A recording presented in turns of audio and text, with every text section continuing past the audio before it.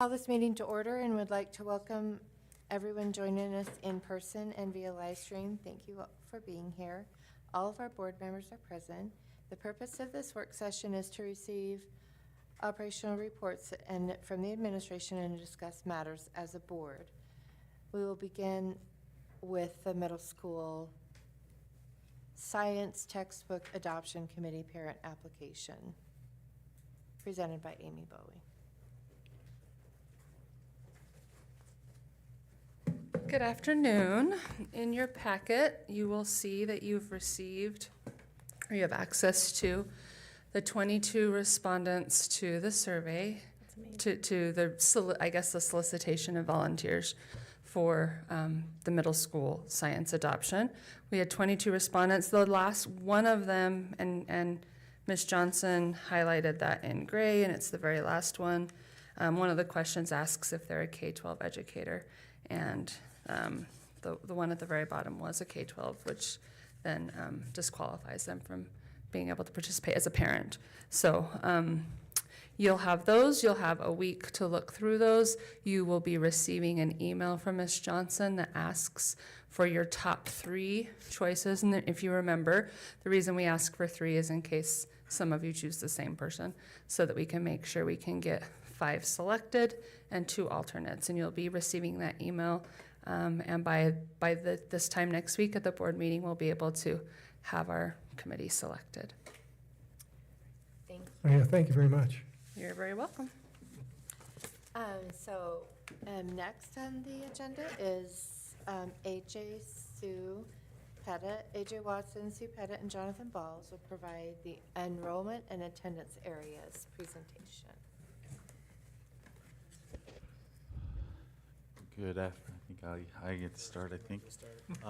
Again, this presentation that's in front of you, we appreciate Ms. Johnson for kind of assimilating all of our slides and maps into this presentation. This is the presentation that we plan to provide in brief overview, less than 15 minutes, probably right at 15 minutes tomorrow, and before the public, just so we're all on the same page. But we wanted use the board to see it and ask any questions ahead of time. Make sure you understand that there. So I think Sue is working to get that up on the screen. You have it in front of you as well. So that, again, that first slide jumps in there for that budget comparison overview.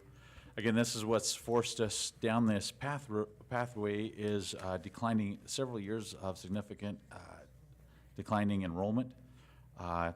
You've seen different iterations of this spreadsheet. This is a more simplified version. Again, just shows the school year using that baseline pre-COVID. Last time we were funded on ADA prior to last year. And then you can see the enrollment numbers, what that translates into units, and then the difference there in units, and then what we did last year by reducing 14 positions.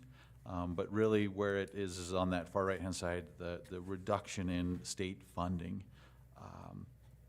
from last year and for this year. Again, we've updated that with a little asterisk right there. Again, we covered it this year, and I will say that this is why we have fund balance, carry forward, reserve, because staffing lags by a year because of our contracts and so forth like that. We do our best to see how many staffing positions we need for the amount of enrollment that we assume that, or we anticipate will come in the fall, but there is always some variances there. But again, that $8 million was offset with, by the state, $4.2 million distribution. We did pay for some, about 10 positions for the remaining amount of ESSER funds, and then the difference will be covered with our general fund balance. So that's how we're going to balance the budget this year, and you'll see that in March, how that is balanced and what that goes for. Is just now we're planning on for next year going forward. So that's the current financial situation that we're in. So can you explain that box? Yes. Per unit, when you say, so the next box down, what are you trying to show in that area? Okay, so Right what there. that is the amount of a unit. So if you times the 21 times 157,508, you'll get the 3.3 million. Okay, so that's. So that's what the we per receive from unit. the state in, as a unit. And again, there's a fraction of an administrator, there's the certified teacher, and then there's a fraction of classified staff, or the secretary, the custodians. So the unit, you are dictated to how that unit gets dispersed between these different categories? Or is that just how That's we how have? that's how we're funded. You know, they'll give No, us. I understand that part, Okay. but where you've got these different lines there, is that 157? That, Something? yep, that's how the unit value is made up of, we. Oh, okay. A different, we So- get this amount for salaries for one unit, Okay. this amount for benefits for FICA, Percy, 20,000. Health insurance, we get around 23,000 per unit. So that's what I'm asking. That's what the state tells you, this is how you have to spend the money, or is this how we have budgeted how to spend the unit money? This is how the state has given us the money. Okay, that's Does what that, that make sense? Yep, that makes sense. So sure, if insurance, yeah, this is how the state tells us this is the money we get from the state. Right. Is that, No, I understood that part. It's just how the pie Okay. is carved is how. sure, and again, we tried to make it as simple as possible there, but wanted to kind of show how these numbers. Very also good. made So sense. unit equates to what, about 21 kids? A classroom, let's just, say a classroom. It depends. We get a little bit more units for, say, kindergartners and high schoolers. But doesn't that also include support staff? That is correct, yeah. So it's really not, a unit isn't equivalent to how many kids per classroom. It's how many kids per unit, which includes not just teachers, but ancillary staff. So yes, you're Administrative. absolutely right. In that salaries, again, it's 7.5% of an administrator per unit. And then actually 1.1 for the teacher, and then a little bit, that includes like a counselor.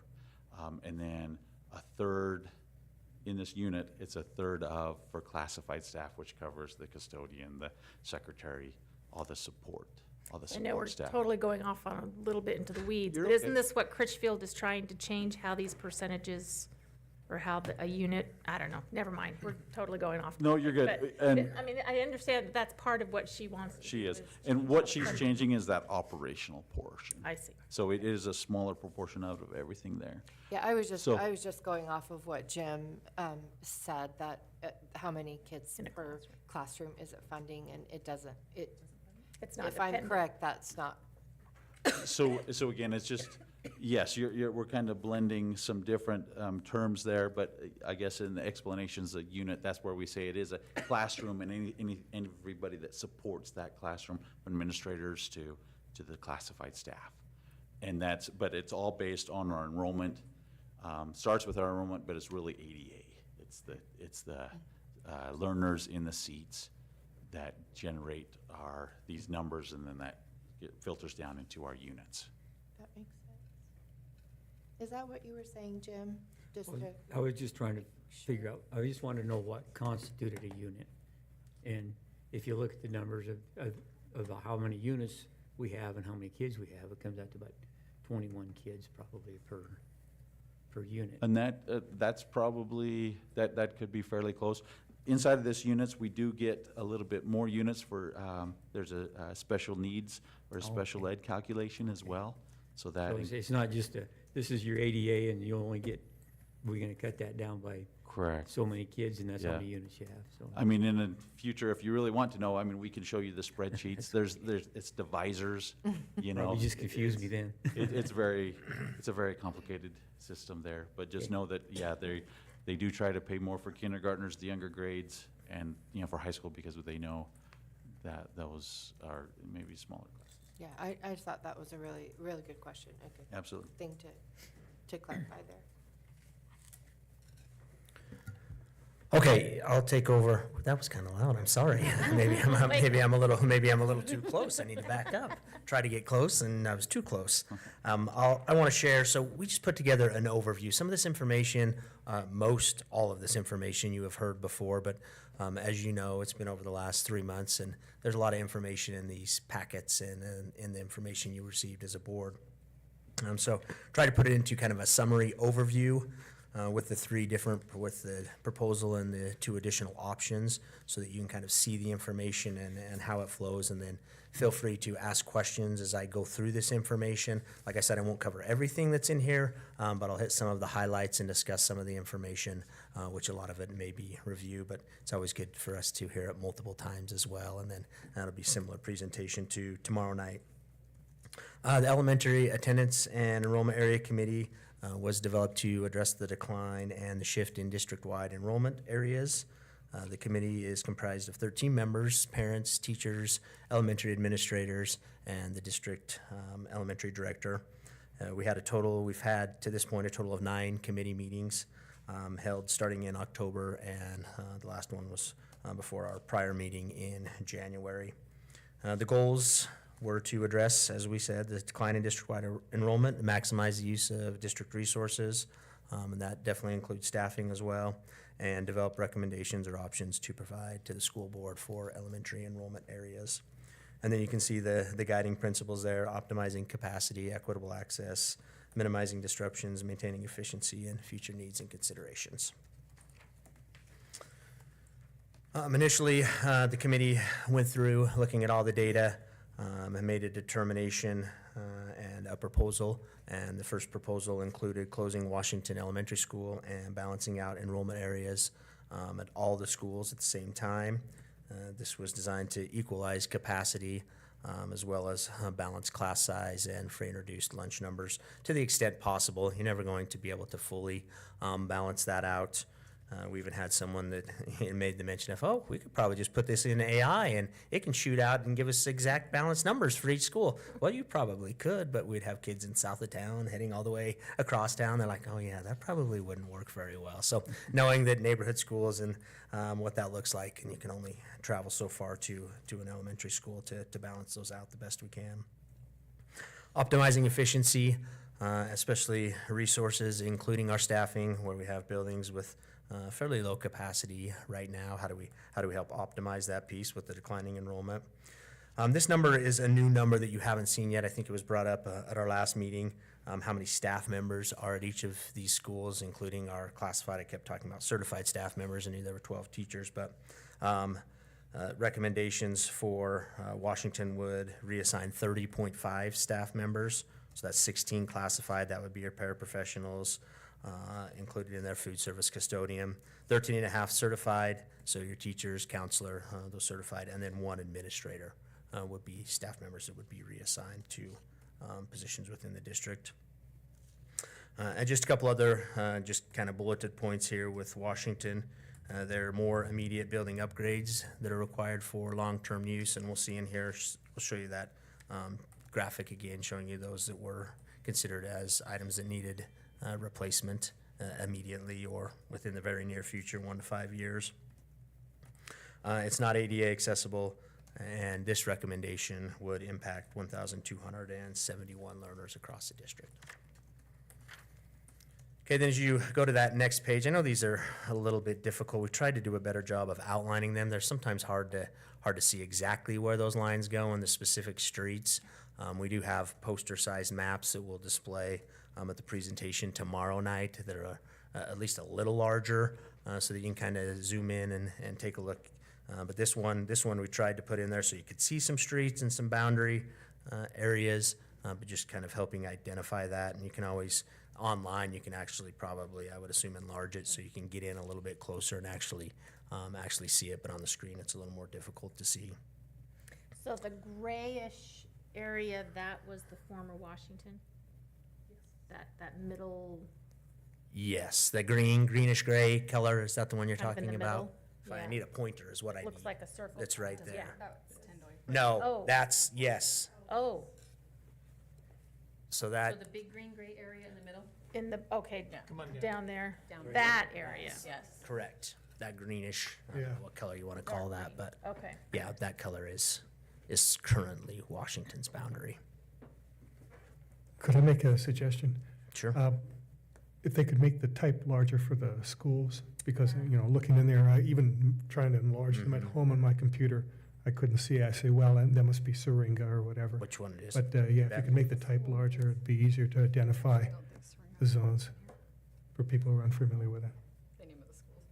Yeah, Seringo's name's not even there. Yeah, I noticed that too Oh, as we you're were talking about looking the at it. schools. So there's. Well, I'm there's saying, double- if you look at the map, Jim, Yeah. if you look at the Yeah. map, But that People are would, gonna wanna zoom in, so they won't see that legend. When you zoom in, it when they had gets the a names little on there, blurry. that just tells you where the school is. yeah, right. But that's not the area.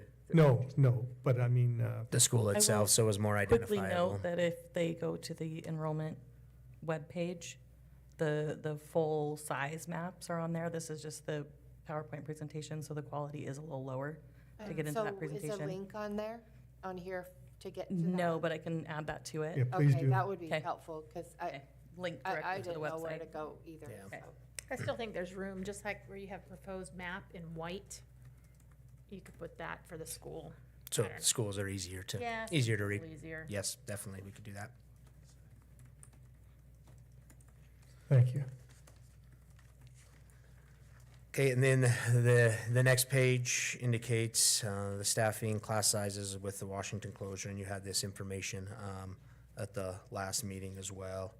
It shows you building capacities as well as current and proposed free and reduced numbers, and then average class size. And just as a reminder, the average class size can be a little deceiving. Just keep that in mind as we're going through this, because depending on the grade level and the number of students enrolled, you know, an average class size of 26 could be large if that's a kindergarten classroom, because they only go up to 25, but it would definitely fit. You know, we use average class size of 28 when we're calculating capacities, just to give us a number.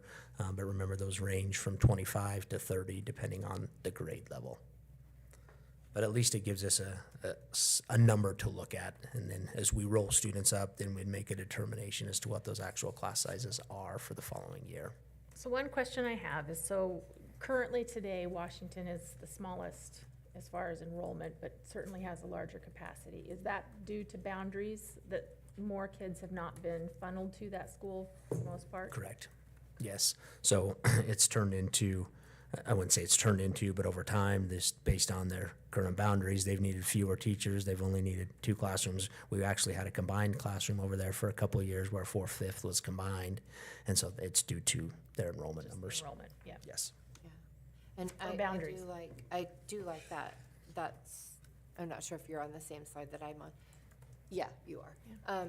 That I really like, it's, if you look at proposed building capacity, you see those numbers, and there is kind of a misunderstanding that I've heard for, you know, feedback, that we're so maxed at our school, and you Yeah. can see that nobody is maxed out at their school. Right. It is true that some grade levels are at 30, 28 and 30 kids, but it's not because there isn't a building capacity. It might be that they need it. That's just kind of how, How it works, no matter how hard we try, there's always those bubble There's- grades that, you there's know, always- that's why the average class size can be a little deceiving, because some of them may be like, I've got 30 kids in my class, but then there's other schools that have 16 in their class. So Yes. another question I have in how this is manifest, I mean, is it literally empty classrooms? Physical empty classrooms? No. When we say they some- move in. They will, That's they will right. they will find a use. You will not go into very many schools. Now, there's a couple of exceptions. I'd go into Tahi and I could find a couple classrooms that are used for after school and other things, but there are very few schools that if they have an open space, they love open space. They'll put an intervention room in there. They'll add a full room for a special education classroom. They will use the space. And that's why we can't, you don't ever want to get, once you start pushing closer to 80% and more, then you start taking away those available spaces that they do need, because they do have to have space, obviously, for interventions and for those groups. So So we are don't those have a lot of, percentages built into capacity here, that you are taking into account those extra needs? yes. They are, okay. That's why those capacities aren't at 80 or 90%, because you have to make sure you still have space available for those So other this is programs. pure classroom, butts in seats. That's all it is. You're up 28, front. I took the total number of classrooms that this building has and 28 learners per classroom, and that's how I calculated. That's how we Okay. calculate. I shouldn't say it's been done in the past that way. That's how the elementary calculates the building capacity. So it can be a little deceiving because you can't get to 100% because you would never, if you have more than 25 learners in a kindergarten or first grade classroom, we know that you would be overloading those learners. But it just gives us a number and a place to look at so that capacity-wise, we can make some comparisons. Because I think that's another thing I've heard is people are like, there aren't empty classrooms in my school. There's not. There's not an empty, No. yeah, okay. They will find a use for them, not that they're not valid uses. They definitely, if there's an open space, they're going to find a use for it because there's a lot of needs. It's nice to have space in a school. So we don't want to overfill our schools either to where we don't have space for those other things and they're using. I remember when I started at Chubbuck, I'll give this example. We used, maybe I've said it in here before, but we used what was called a coat room. We ended up calling it a pod, but we had so many first grade learners that we had to have a small classroom of 15 learners in what was called a coat room, but we turned it into a pod and made it a classroom, and it was effective, but there are times where we have been much fuller and have had to use all of those spaces for classrooms. And I think you've said this in the past, that some schools have a music room Correct. and some do not. Some use cafeteria or gym area. So then, how much conversations have been had with the administrators in these schools? If some of these boundary changes happen and how it will affect them? Have they provided any feedback or or is this one of those things that's just a top-down, this is what's happening and you No, get to shuffle? we don't, there would be no, they all understand and know where we're at as far as declining enrollment, and they know, yes, there's some schools that have more available space than others, but also there's been schools that have been making it work with having music in their cafeteria or gym for a long time, and others are like, we've had open classrooms and it's been great. So they understand where we're at and that there would need to be changes made at each building depending on, you could be losing some. We have some schools that we know growth and other things planned, growth and development are in those areas and trying to reduce some of those capacities, even though they were probably okay. I'll use Gate City for an example. Gate City is one of those where we've overloaded for several years. We didn't have to this last year. They have a really big fifth grade group and we were close, but with transfers, we were able to make it work. But knowing there's a pretty big development that's still planned for up there. Now that could be 5 years, that could be 10 years, we don't know, but giving them a little bit of space would be nice why we're doing this in order to help us achieve that with 3 years down the road, we're not overloading every single year again from Gate City. Okay, thank you. Yes. And then moving on to the next slide. This is the report that you've seen, the 20-year facilities report. This one is for Washington. Just indicating those areas from replace all the way to good in terms of kind of the facilities itself, structural, windows, roofing systems, flooring, and their current condition at that building. So as you can see at Washington Elementary, there are 4 of those areas that are in the replace or the red category. AJ, if I may. Please. Again, just a reminder on this tool, that again, as we went in and put these different building conditions, the building sections or criteria systems, and again, appreciate Brian Glenn for spearheading this. The tool, the 2 specific pieces of information the tool had was the year that the building was built and the square footage. And then this was the tool from the State Department using a construction firm, Jacobs Construction, using statewide per square footage average, for structural, for wall finishes, for doors, and so forth. And so I just wanted to keep that in mind that obviously these aren't hard and fast, firm numbers, but they are good for comparison purposes. So then how were the good, fair, poor, replace? How was that us? Who made those judgment calls? Correct. So that was us, our maintenance team that has, they do that every year for our SIP replacement schedules. So they know the condition of, the structural to the carpets to the doors and so forth. So that was Brian and his team, that kind of said, okay, that, yeah, there's enough, structural problems there that we that needs to be on the replace side. Because was it Bateman Hall or was it the architect? Didn't we do an initial Correct. of some of the schools? Yep, Mm-hmm. correct. We did, we had them do, Washington, Washington, Tendoy, Idaho. Idaho, and, Highland. yeah, so, and those, And I think that, I guess this wouldn't reflect all the schools, because like in Gate City, you know, they have the one wall that's leaking. I guess that would be considered foundational, I guess. you know, sure. Or, you yeah, know, I mean, I possibly, guess, yep. I guess I don't know that this is really, Washington isn't the only school that is due for a replacement of these things, right? I mean, There, you That's know, the our one we're youngest, talking about. our newest school is over 40 years old, elementary.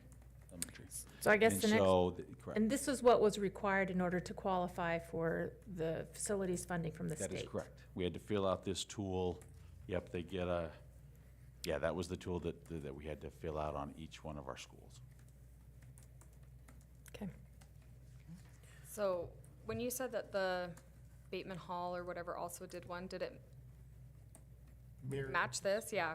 Design Was it the same? Yeah, design? yeah, it was That's Design right. West, so Okay. they had the structural, they had the electrical engineer, they had the mechanical engineer, and so, obviously, it wasn't in necessarily the numbers, but yes, it's from reading that, their observations, it did mirror some of these, you know, some of these,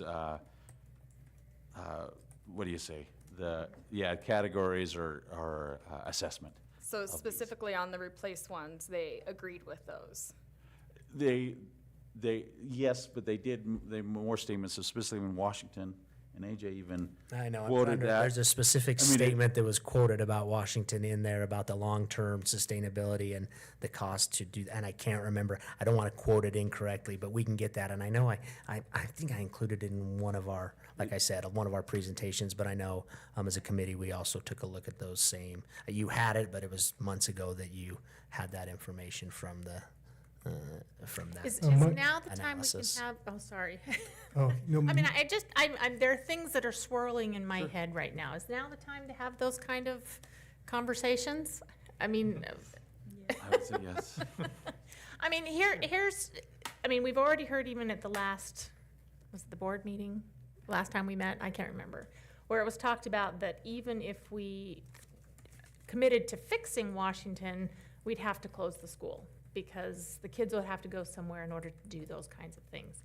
And so, you know, it's one of those things where I sit and I think, okay, if the community truly wants Washington and is willing to put, you know, because one of the things, and I hesitate to have to bring it up tomorrow night, but I mean, this community didn't support a burn school. Why are they going to support a historical school? But yet maybe there is a group that is willing to do that effort of fundraising and getting the city and getting more, you know, the PAC, where's Courtney? You know, getting that political action committee that we needed, that we didn't have for Highland, that could do it for Washington. And is it something that, you know, and again, I'm speaking for myself, because, you know, we all are gonna have our own vote and our own opinion, but is it something that we close Washington, get it fixed, and hopefully in some point when we need more at elementary schools, that's a time when we can open up Washington, because I agree, it's in that neighborhood, it's got historical value, it just needs some TLC, probably a lot of TLC.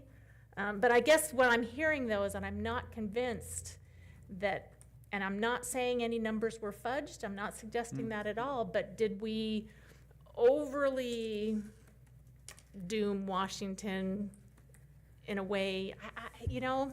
I mean, yes, in Sure. comparison to the rest of our buildings, I get it, but is it truly unsalvageable? And I think, to your point, Ms. Clark, there is a certain amount of subjectivity Yeah? because you don't have the expertise, other than the Design West report that we have that will pull that information for you. But other than that, I mean, we rely on the expertise of Of it, right. Brian, Mr. Glenn, And his I'm not group. throwing Yeah. shade at you at all, Brian. Right, and so when you're just looking and truly, we'll call it apples to apples, but a foundation of a school that, you know, the concrete was prepared differently certainly than it was for Ellis. And so you're going to know that those problems exist with just the age of the building.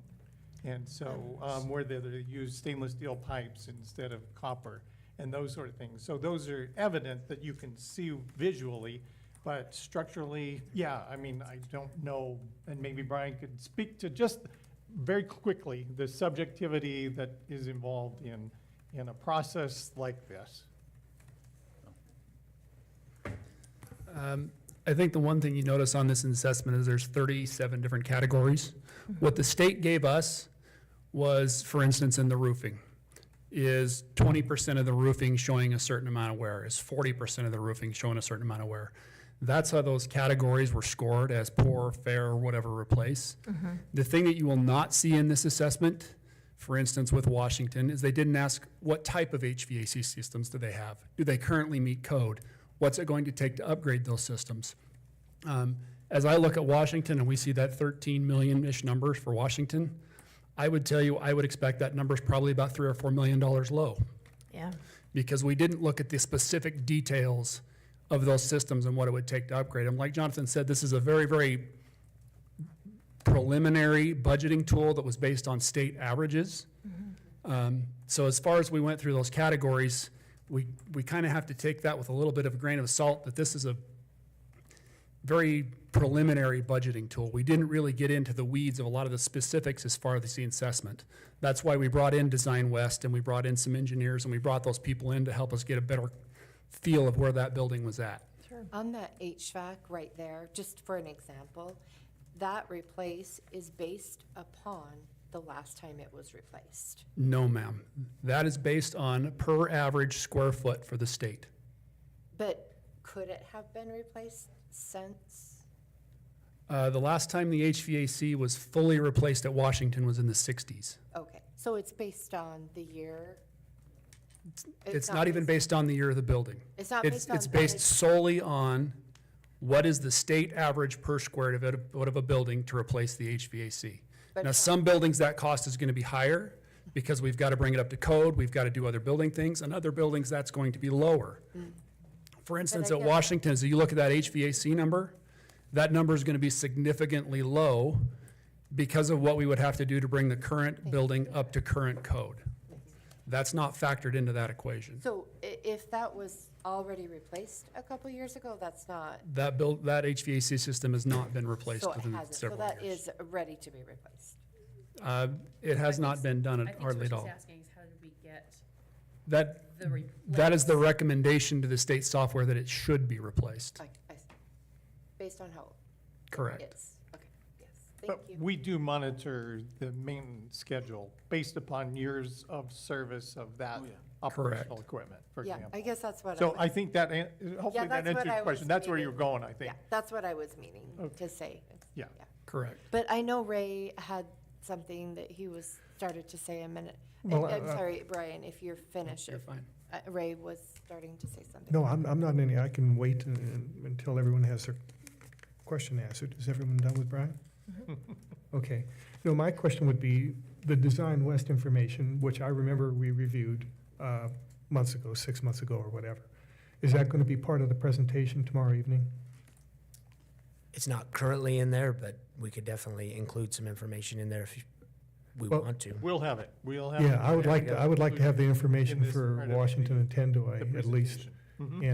And because I remember reading it, it was a very good assessment. They had photographs. They talked a lot about the age of the structure, even things like, windows and, all the aesthetics. And it was a very good comprehensive report, and I would like to see that added for Washington and Tendoy. Good point. You can do that. The one thing I'd like to mention is, Ms. Clark, as you mentioned about submarine Washington, the timing of this was early summer. So we didn't have any inkling that, our enrollment would Right, of decline so course. significantly. So this was not, specifically done just this fall, for example, that we started this. So these assessments were done, not even before we even started this process. Thank you. So it is not prejudiced against Thank you. Washington? That's what I meant to say. Okay. There you go.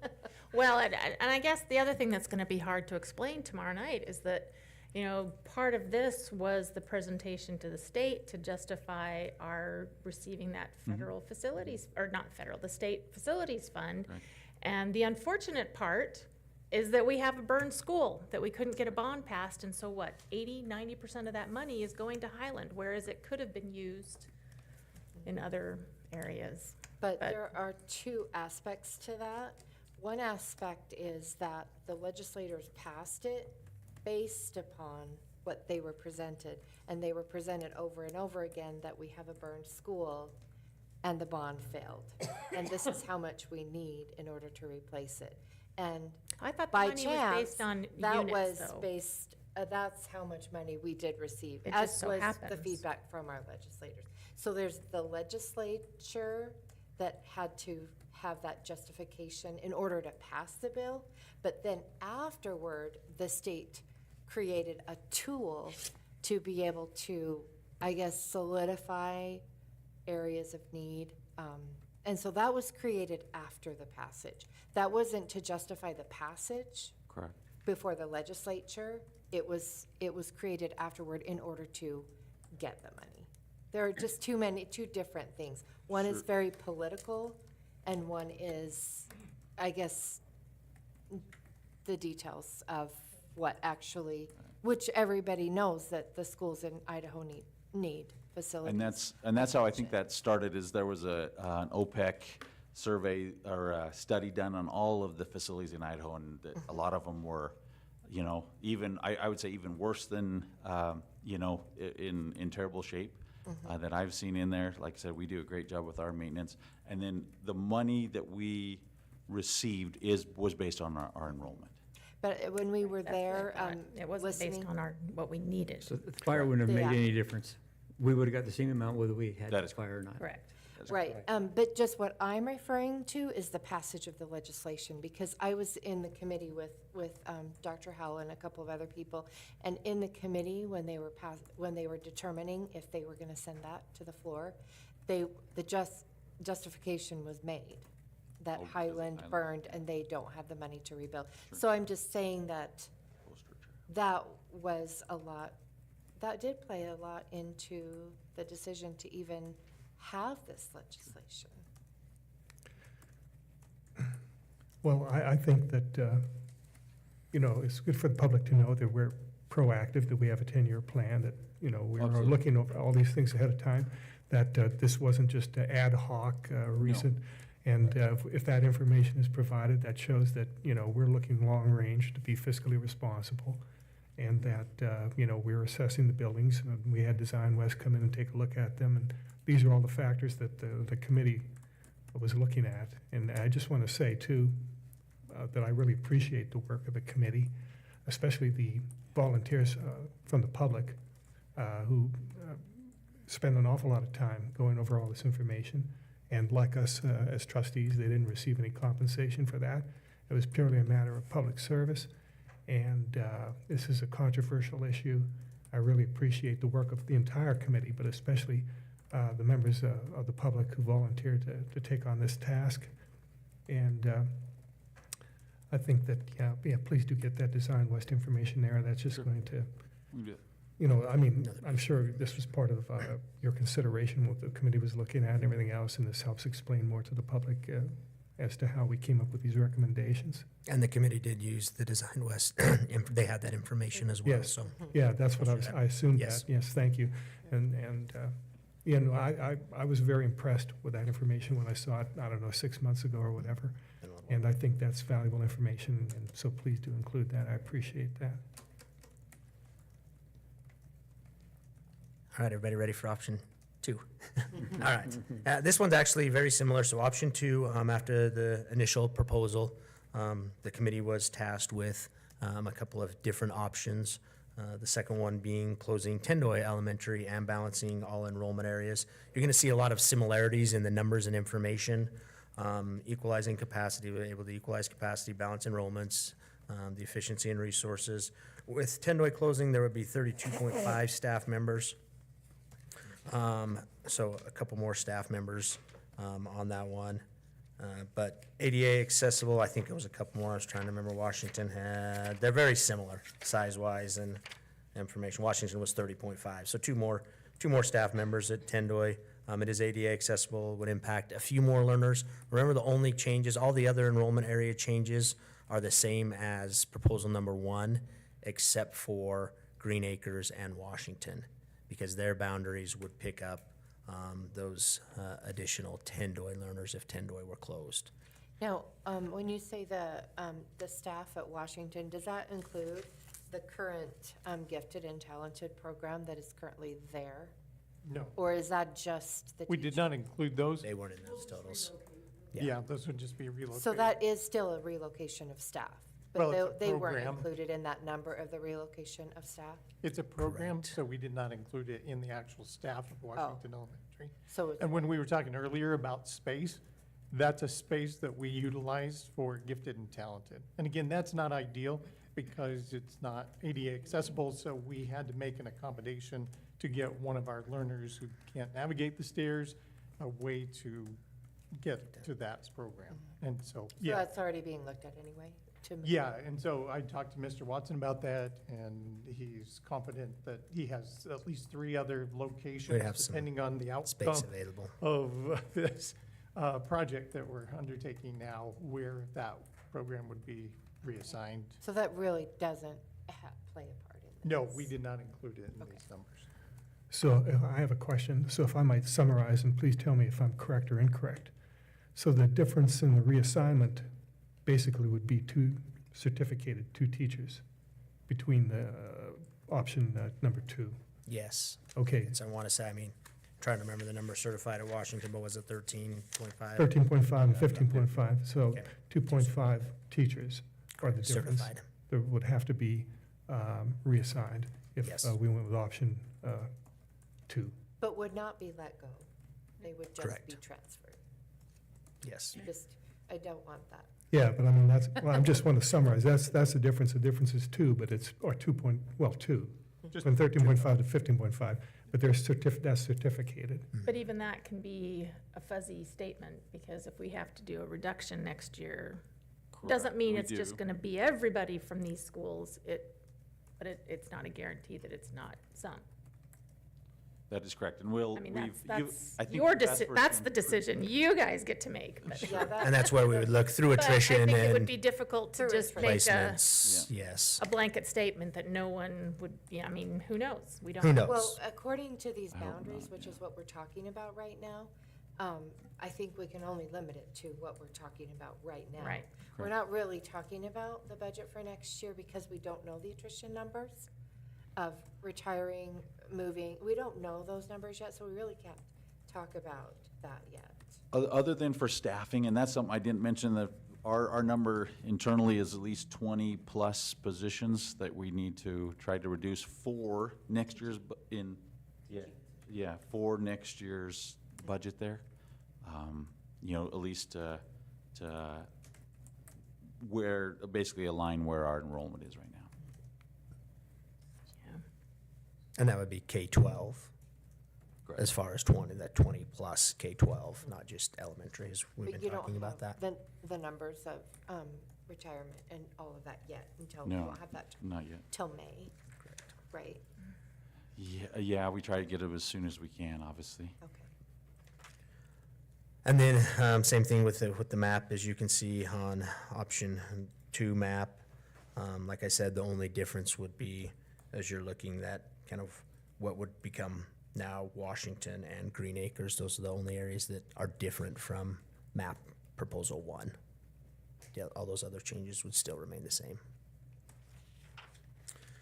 You have the staffing, class size, information, and I did, on all of these, I did end up, just because we had initially talked and know where we are heading with the declining enrollment and staffing, I did take 10 FTEs out of these numbers to get the average class size. Now, as we roll things up, that may change depending on exactly which building and where they're at, but just to see if we lost or reduced 10 elementary teachers, where would we be at class size-wise, so we can have a better outlook as to what actual would be for next year. And you just sort of averaged that throughout the entire district? Yeah, I just kind of quickly looked at numbers that were lower, knowing that some of them probably could lose a teacher or 2 here, and pulled out 10 teachers total throughout the district. Oh, so it was individual schools. Correct. Okay. Yes. Now, that could change a little bit. That wouldn't be an exact science because we haven't rolled everybody up and know where everybody's at, but just so we can make sure, I want to make sure it still work. Like, we do this and it doesn't work, that, we've got some problems, but I wanted to make sure it would still work. Yeah. Yeah, I wouldn't want that job. And then it goes on to the facilities report, which we've talked a lot about, but just showing the Tendoy facilities report and the information from a place to good in those 37 categories. And then at the bottom of that, kind of that 20-year replacement cost as well that you've seen before. So just a quick question to Brian, you can nod, or, I mean, similarly, you think some of these numbers might be less than what they, I mean, at Tendoy? Or more? I would say that number for Tendoy is probably high because a lot of the systems in Tendoy have already been upgraded to current code. Okay. But not at Washington, that's pretty much right on, okay. And then I'll have, Jonathan, do you want to explain this Yeah. slide? If we can go to the one Washington versus Tendoy, there we go. I think someone, Ms. Clark, Ms. Furness, I can't remember exactly that second number, or asked about how much it costs in utility costs, operational costs for the two buildings. And you can see Washington and Tendoy there. Again, we'll cover, Ms. Judy asked about square footage, and I have those numbers in a future slide. But anyway, that's, as Washington's a little bit bigger, but you can see the difference in utility costs. This next one is the admin, so this is the administrator, and then the classified staff savings. If we were to close one of those schools, that's how much it would be saved. That would, again, help, as I mentioned before, again, to cut 20 staff without closing a school would be almost impossible. And so that's kind of the savings there. So And this is not redistributing those.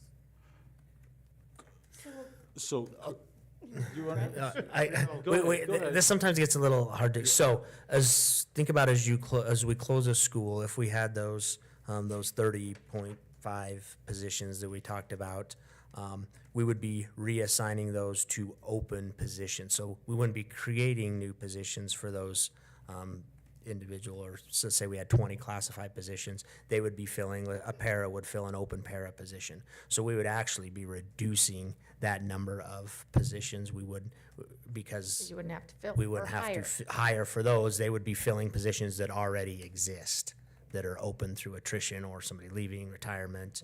Those are the things that happen where people leave. So we would see an overall reduction in staff by that number. But it could mean an administrator could begin teaching if that position isn't needed. They could, but they have a position still. It could be teaching, or it could be the other way around. I mean, whichever positions are needed.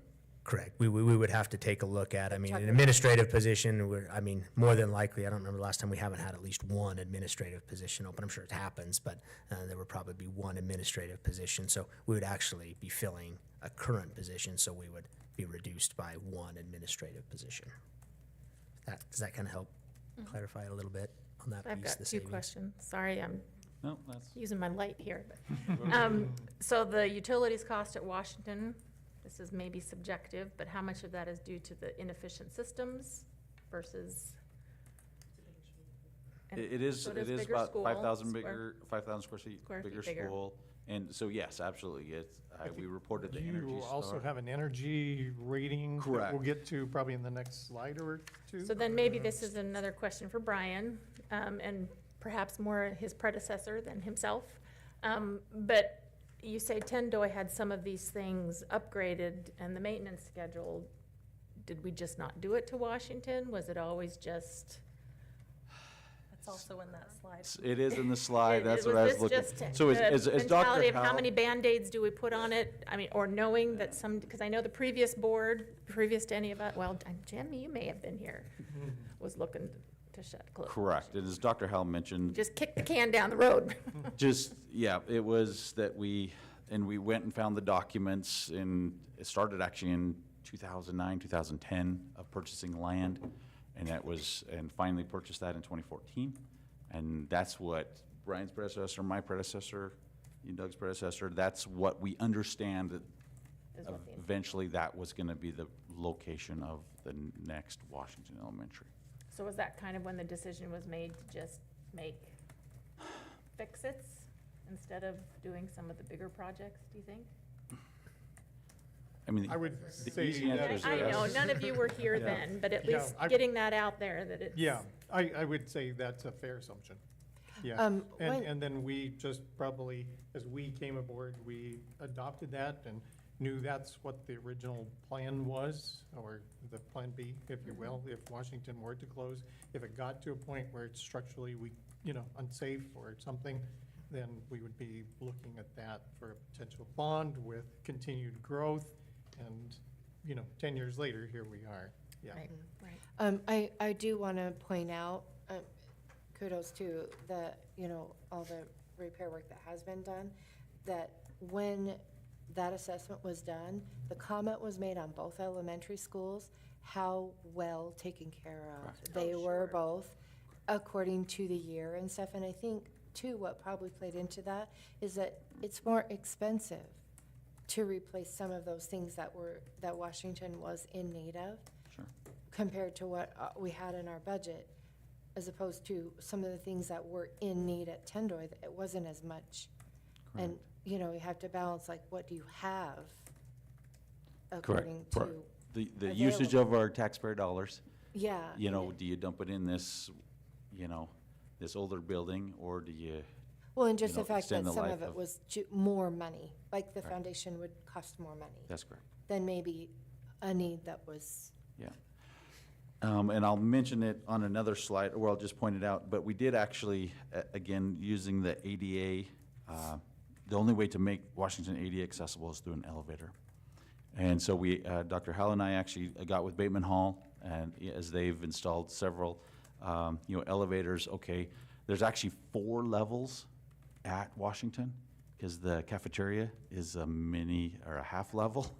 So to hit all of that, it's a dual door elevator, because you'd have to, an exterior door with a little canopy over the top, but then you'd have another door on the other side for the interior door. So it is right around about 425,000, 450,000 for an elevator. And as I mentioned before, we'd have to make sure that those penetrations, into the existing classroom, obviously there's spacing, because it would have to be into a classroom. Retrofitting elevators are difficult. Anyway, that's not in these 5-year upgrade. now, is Cost. that the same number that it would be required to make Lincoln accessible? Because that same elevator, is it a similar number to, we had talked about So it all possibly? depends on the number of stops, obviously how big, if it's inside or outside, right? Because Washington would have to have some facade, brick. Which Lincoln has, they have that split entry. Correct, but then the number of stops, so it even said it was like 50,000 per stop, or anyway, some number. Please don't quote me on that. But it potentially could be smaller, depending on how many stops. So Lincoln, I think, would only have 2, just 2 stops there. Yeah, Lincoln already does have an elevator there. Oh, Just- Lincoln does have an Thank you. elevator? Thank you, Brian. Know that. Oh, so. It's just to get in the building, you have to go upstairs. So Lincoln. So that would not include an elevator to make that that wouldn't need, ADA? correct. Oh, that was my understanding, is that, Lincoln is technically ADA compliant. okay, so I guess we can talk about that later. Sure. Yeah. But we have certainly talked about making Lincoln ADA, More accessible to the front entry. Front entrance. right, which is a split. It is. is. You're Entry. absolutely Correct. right. And so I don't understand how else They can- besides an elevator. They can access the building through, so there's a The rear. the sidewalk that leads into the gym area, so they can access the building, which would get them to the elevator, so they could get, we don't currently have any learners on that second floor. So Right. if needed, they could access the whole building, they just can't do it from the main entryway where everyone enters. And in the wintertime, I don't know if you've seen, it has a little bit of an incline. Trustee Furnace was over there, she took a tour of it, has a little bit, it's not a great ADA, even an adult would struggle kind of using a wheelchair to get themselves in and out during certain times of the year using And access. so that ADA accessibility that was talked about this year, that doesn't include an elevator or the renovating of the front door? It only includes making that back door that's already accessible better? And again, we were still very high level just in SIP. No elevator, but yes, a kind of a redo of that entry, for the public, so they could come straight from the, the parking lot into the, Okay. into that But- front entrance. Parking. I didn't realize that it really technically was ADA. That was the part I It didn't definitely is. realize. Just more accessible Okay. is what's needed there. It's now a good time for me to bring up Lincoln. Since you brought it up. Yes. I have a couple of things, but I think everyone saw the emails that we received about comparing Lincoln and the other buildings. So my first question is, what is spalling? With cement foundation? Anyone? Spalling. Spalling. You didn't know. Okay. Anyway, If you look at a finished piece of concrete and it's nice and smooth, and it starts spalling, you see these little tiny cracks that just kind of run all over the place. It's not structurally a problem, it's just a cosmetic look, and you can go over it with something and fill those cracks. But it looks like a crack, but it really isn't. It doesn't go deep, it's just surface so it's crack. like the front steps at Washington that have little spider veins, like that. Probably. Okay. Like a sunburn. Yeah. Okay, that was my one question. And then I'm wondering, AJ or Mr. Watson, if you will address the idea of Lincoln and moving Lincoln, the cost and Yes, all so of just, those. just a couple things to consider, as we've kind of ventured down this path a little bit in terms of if school were to be closed, what could be some possible uses or options for that school, and taking a look at Lincoln and the two programs there, Early Intervention and Head Start, both preschool programs. The Head Start program is the federally funded program, and if we were to move or relocate those programs, they require more space, more classrooms. Both programs could not fit into, let's say, Tendoy, for example.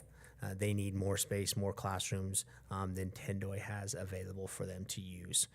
So one program could possibly, for example, early intervention could possibly be moved from Lincoln, but you would run into a problem of being able to move Head Start because of the federal program, and there are modular units, playground equipment, things that they own that we as a school district do not own. And so I don't know, we would have to do some looking as to what that process would be, because those would be part of their program and would have to move with them. Those new modular units, if you've been over there, they're very nice, but they are fairly permanent. I don't think they are intended to be moved like regular I don't even know if they're called modular. I call them modular units, but they're on a foundation and they're very permanent. So there would be some things we would definitely have to look at, but as we consider that, both programs would not fit into a school like Tendoy. Washington does have a little bit more space, but then we get back into that whole ADA. We would have to do some major retrofitting to use Washington for our preschool programs. And to this point, like Lincoln has not been included in the enrollment numbers. No.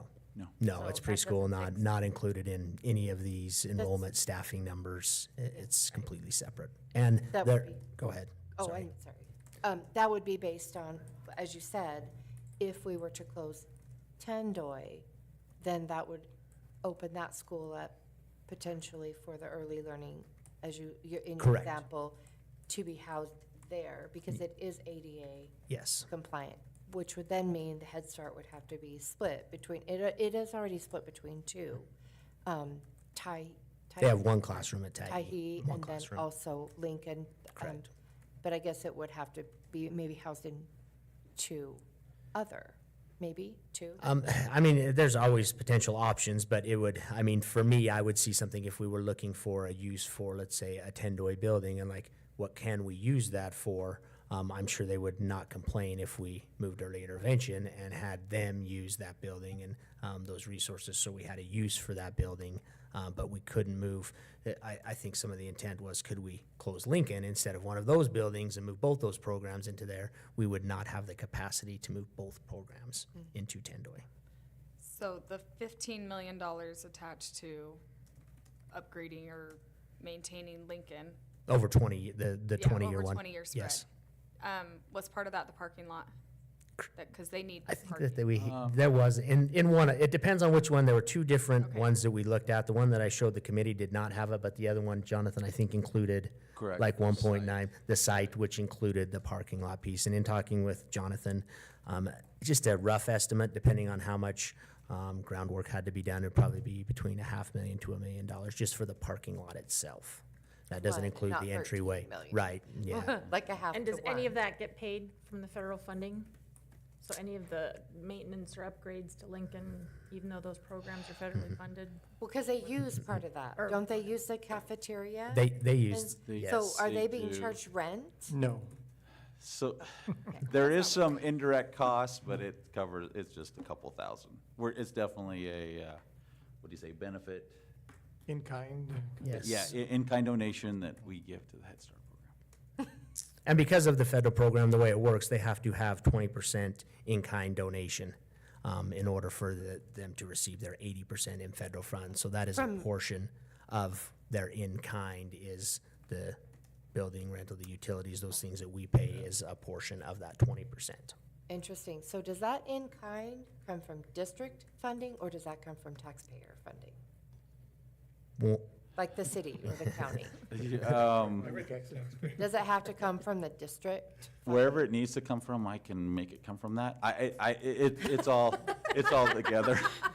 You know, that could be interest. or- I don't know. No. I would say district, obviously, I wouldn't pay taxpayers. If we didn't if we did not house or donate, Offer that? offer that, if someone else was over the top of Head Start, if So a it different would- agency correct, sponsored Head Start, It would come from them, it would come from the agency. Oh, so the So, district so it would sponsors. be the district, correct. Okay, Sorry, okay. I didn't mean to, No, I mean, I I can- I'm sorry. I it's didn't- just, hard to see where that comes from. It's around, yeah. It I didn't does mean come to from ask the district question. dollars. That No, was you're good. difficult. You're good. I didn't know it was a complicated. And it's not difficult, it's just, it's hard to pinpoint, okay, where this expense comes Right. from this revenue source. That's what's Uh-huh. difficult in our And- funding. Go ahead, I saw you had a question. Well, then I'll I get mean, mine. I guess if Head Start has to stay there, I mean, even if you were to move early intervention, how much, yeah. Right, yeah, that's why I thought it'd be it important doesn't- and worth bringing up as we talked about. And I just want to, I know we're not talking about that, but just, that reinforce the importance of, there's a true benefit to our community and our school with the Head Start program. Oh, of course. Those that have been there, I think we all, I know we start talking dollars and money, and yes, there is a portion of that, but without something like our Head Start program, we'd have a lot of these learners and families that would just be showing up in kindergarten and not prepared and ready for what a kindergarten experience would be like. And so we definitely benefit as a community wherever that funding comes from, as Jonathan said. We definitely benefit as a community and have that need. In some communities, it's not, it's not associated with the school district. They go through other programs, but there is a huge benefit from our perspective in terms of having those learners and getting them an early start and supporting their families, getting them prepared and ready for coming into kindergarten. Oh, yeah, and I don't want that to be. Yeah, that's why I just wanted to I make it clear as 100% far as support the amount of money we put into and we support with Head Start is very minimal compared to the, Right. what we get in terms of the benefits, Right, for and sure. what Dr. Howell alluded to, it's not a lot of money. It's just an in-kind, like the use of the cafeteria. That really doesn't cost Correct. We the have to get it district anyway. money. It's just so that we can have that huge benefit Benefit, that's correct. for such a minimal outlay, with, if any, really. Correct. It's just because it's in-kind. What is the capacity at Lincoln? I mean, is there a lot of empty space over there? I mean, is there, I mean.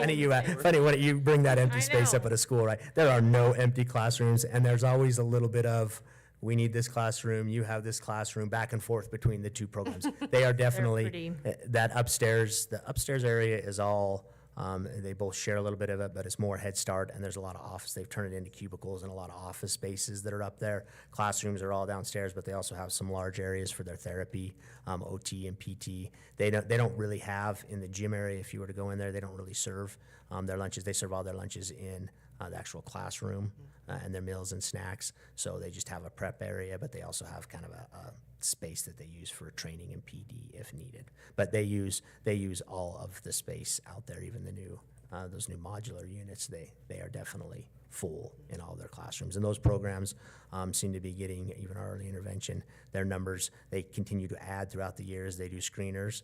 So they're adding to their classroom size, and they're always looking for space, meaning like we'd love to have an additional classroom, and everybody would, but they're making it work. Right, and no charter school sponsors a program like that. It's only the district that sponsors a pre-K program for learners in need. I think There- there's I don't know the Missouri, answer. Oh, maybe I program shouldn't at, even- Roosevelt, I believe. Oh, okay, Wouldn't okay, have so, never mind on that question. Yeah, I don't know specifically, so I won't answer. But it is a huge benefit to the whole Definitely. entire community. Sorry, I didn't mean to take us off topic. Just wanted to bring that up as Yeah, we were I- discussing it. Didn't- Just So then, if everyone has their questions answered, and I don't want to cut anyone off, but back to the Washington versus Tendoy costs. Yes. So then those operational utility costs and the first two items there, those are yearly. Correct. Those Right. are, those are yearly. And then if you want to, I imagine you want to talk about the projected 5-year upgrade costs? Correct, and that just gleaned, I just grabbed that number from, again, it's on our report here. So it's using what they feel needs to be replaced or immediately within the next 5 years, and then basically the square footage price. I just wanted to mention that, we started down this with the elevator.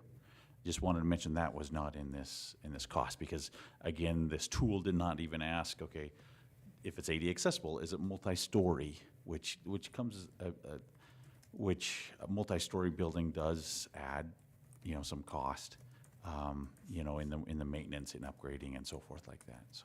How many classrooms are on that basement floor of Washington? I mean, I know that's where they do the gate. Is it 3? I mean, can you ever just, I'm like you trying do to at walk- Lincoln, trying to just walk put all the myself down the offices in the hallway. basement so that you just modify the front to be ADA?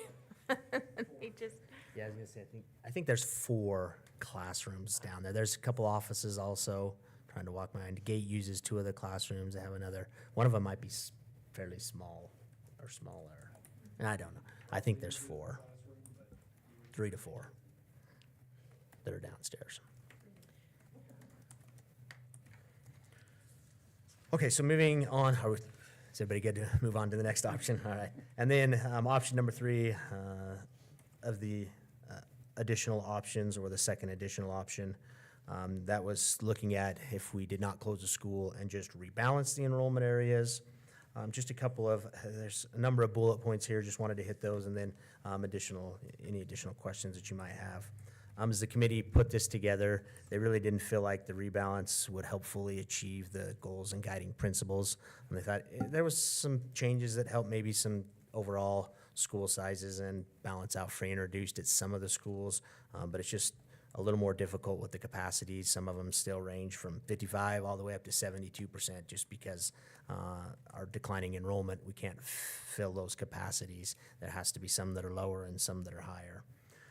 We'd still need to reduce some additional staff members, which we ended up being able to do, and I'll show you that when we look at the capacity total spreadsheet.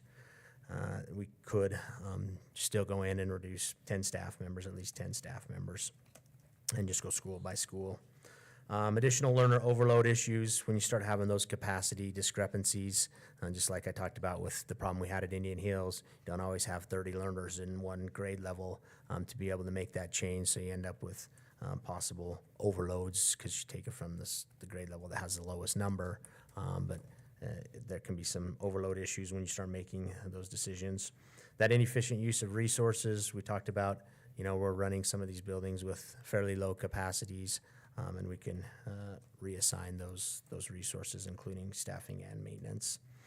There is a possibility that we could look at condensing classrooms to one grade level in those buildings where We do have lower capacities and lower numbers in that grade level, and that's never ideal.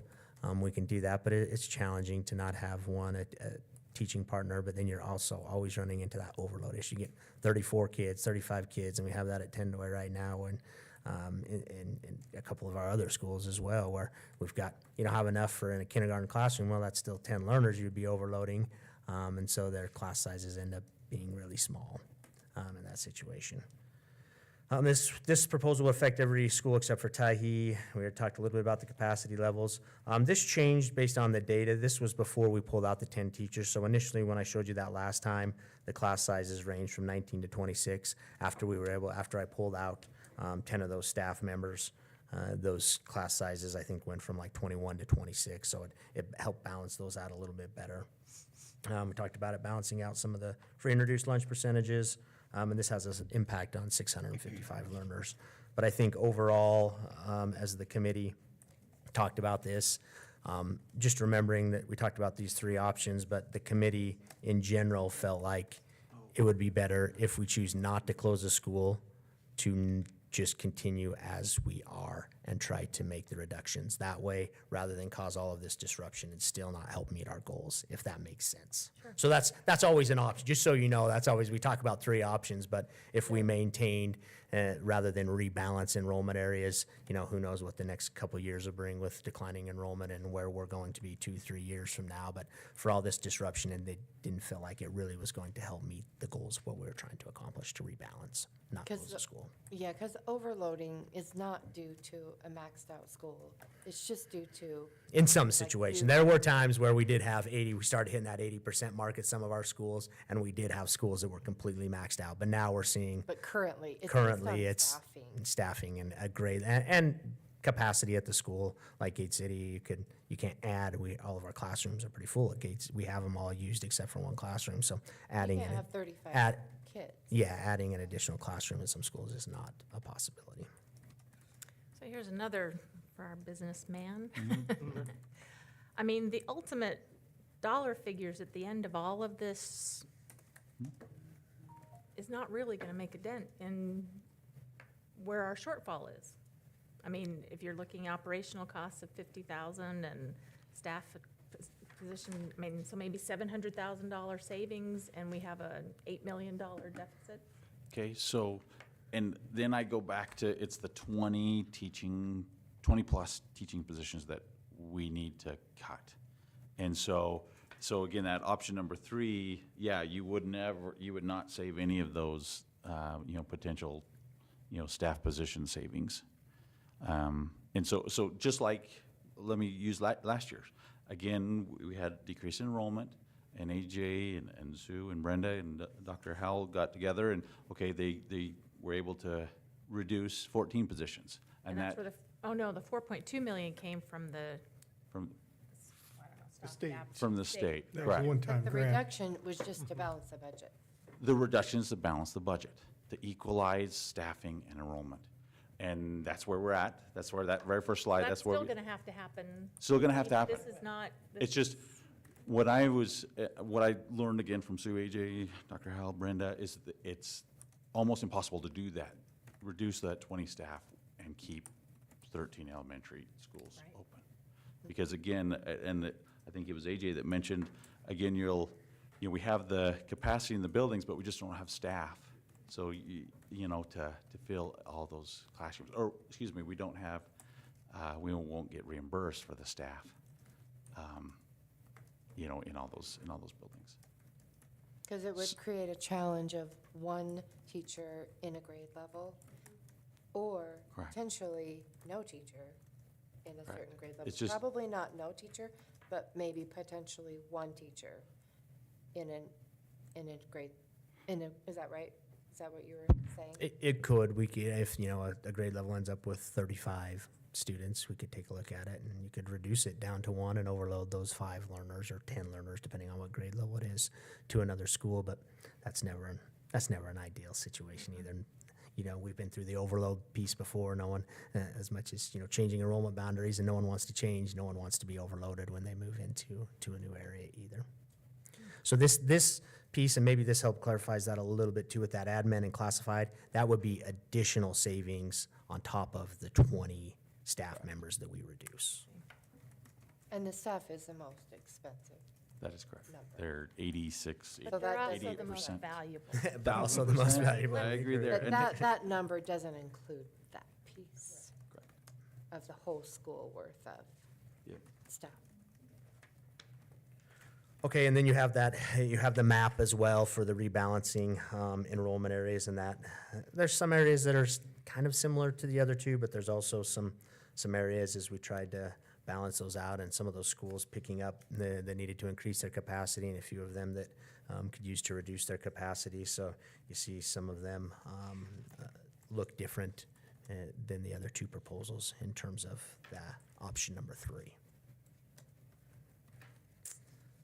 And then as you go to the actual data, the class size, proposed for introduced numbers, you can see some of those changes there, as well as where I pulled, just based on those that had low average class sizes. I just made a guesstimate as to, Wilcox was pretty low. They were at 19 initially, so I was like, oh, they can probably reduce in 4 of their grade levels. There was already one that was reduced this last year, so they could probably go to a 3 by school. So I pulled, 4 of those teachers out of Wilcox, and that's how I was able to pull those FTEs, so you could get pretty close to what the average class size would be if we were to rebalance.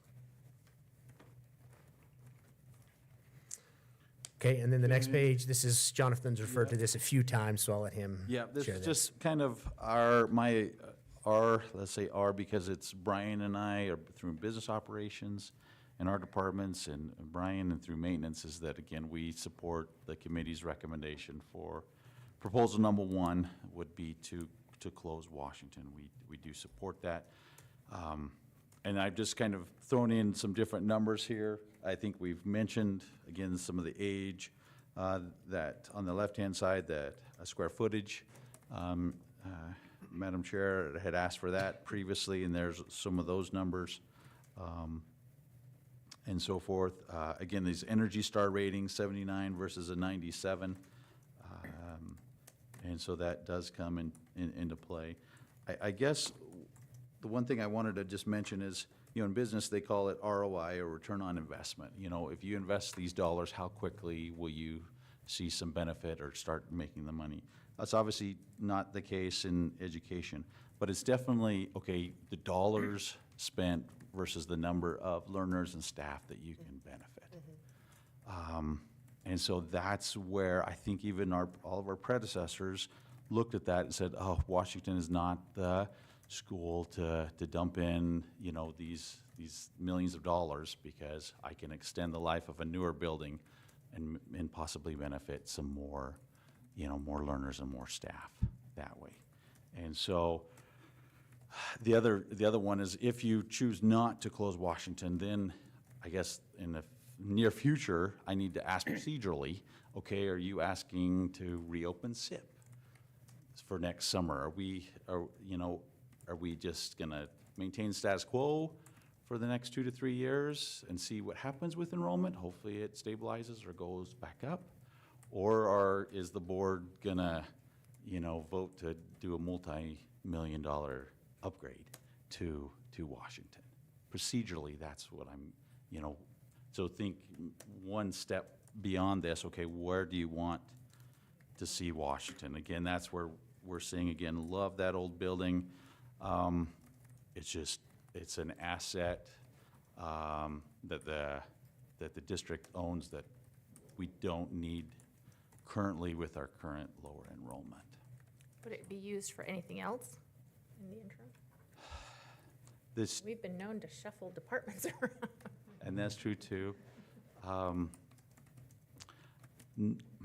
Not anything that comes to mind. Obviously, we'd ever use more storage, but the stairs, the ADA, make that almost impossible to use it for storage. It kind of goes back to my first comment of, we know we would have to move learners anyway if we were to do the major Yeah. upgrades it needs.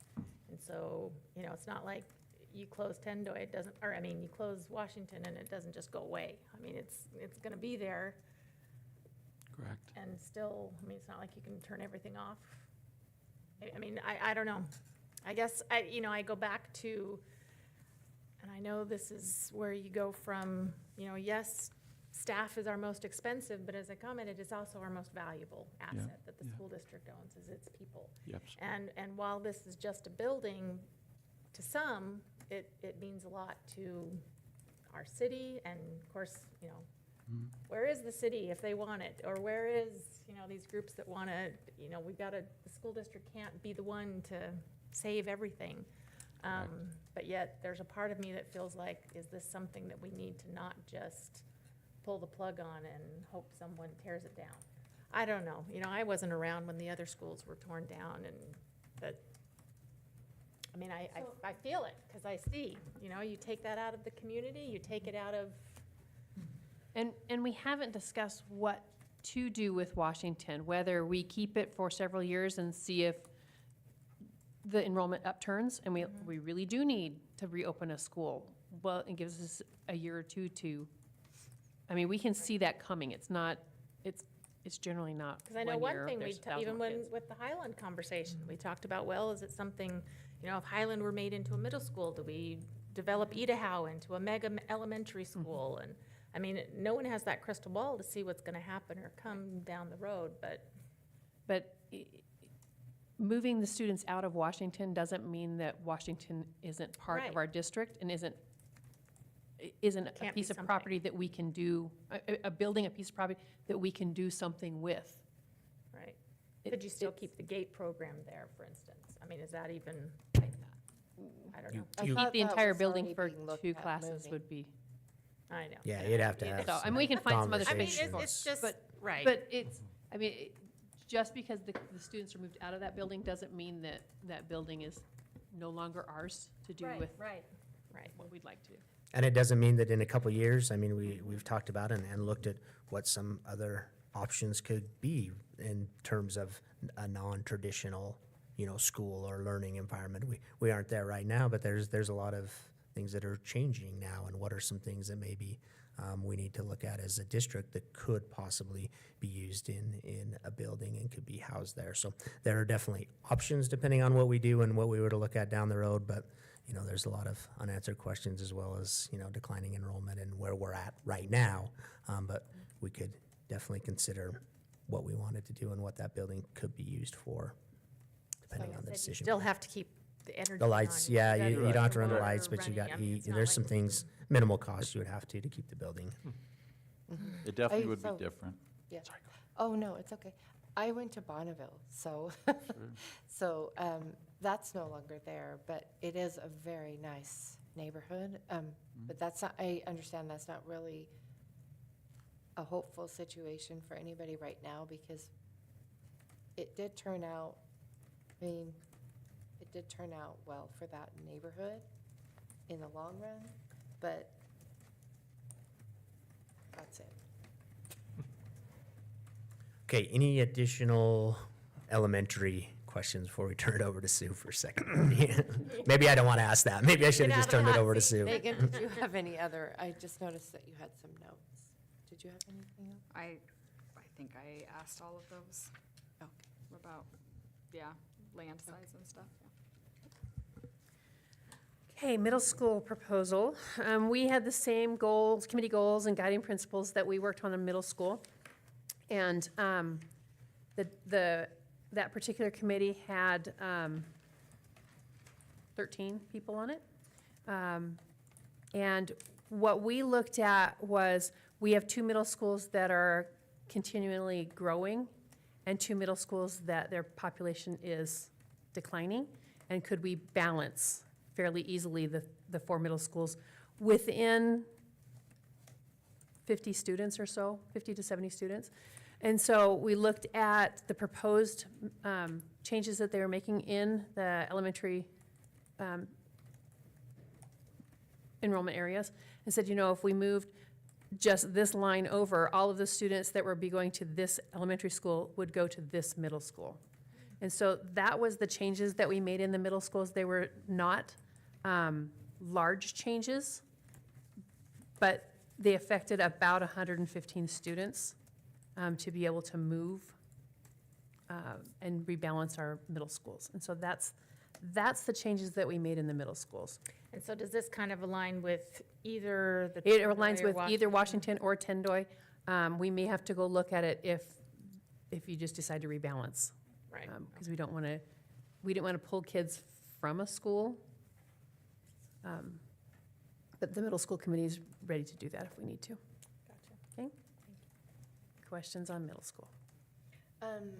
When did this middle school committee started meeting shortly after the elementary school, or was it about the same? Same time, Same time, okay. And so that was November? or November, October, November. October, October. Both of them? Mm-hmm. Okay. I just have a couple of questions on the middle school enrollment numbers, the next page, and all the color-coded areas. Yes, Down on the bottom left, yes. for example, I'm looking at the first one that says Tendoy and Green Acres go to Atherton Middle School. I think I understand that. Syringa is going to go to Atherton. What's and Alameda. Alameda? Alameda. I'm sorry. You're good. I'm sorry. Like Afton, I don't know. So the, That goes back to Pennsylvania, I think. That was You're that was a dorm at Penn State, I think. You're good. Sorry about that. So then N.IMS, To the HMS. orange. that is this section right up here. Uh-huh. And this section on your map used to go to IMS, and we would propose that it goes to Hawthorne. Oh, okay. And then some from Franklin to Alameda, Correct. and then Is that Green dividing Acres road? to Sorry? And Lewis and Clark. Lewis and Clark, okay. It says Preston on that dividing road, but is that Siphon? It changes right there? Yes. Over Okay, on the I just left, can't yes. tell. Yeah, you. Yes, Is siphon, it on- yes. Yeah, shows Okay. it on the left. Whoa. Yeah, thank you. Oh, I lost it. Okay.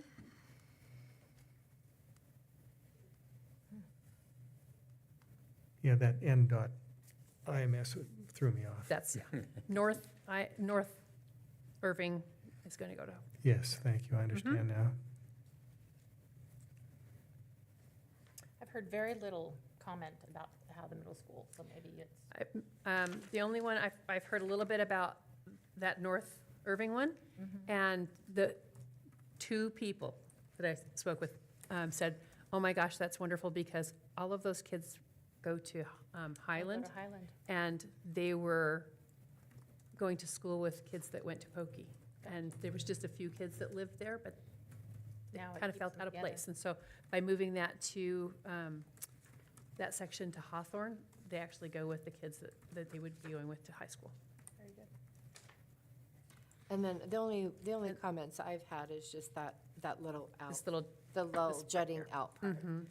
There have been quite a few, Yep. and then a petition with 50 signatures and in that's, addition to and that. that's one of those ones that it would be nice if it stayed there, because all of those, and it depends, again, what we do with elementary. Right, it's really a reflection of, And so, yeah, if that got moved for elementary, we would move that for middle school also. yeah, there's been quite a bit of feedback for that. Yep. But other than that, So I did ask Mr. Watson and Mrs. Pettit to pull those numbers for that area because you had asked that question, Madam Chair, in our last meeting, and so they have those for you. So for middle school, it's 28 learners that would stay at Franklin, and 28 less that would be going to Alameda. that would be leave Franklin, Yes. and they'd go to Alameda. And for elementary, it's 43 learners that would be going to Syringa and leaving Gate City. Part of 43. it is Idaho, part of it is Gate City, that would be going to Syringa.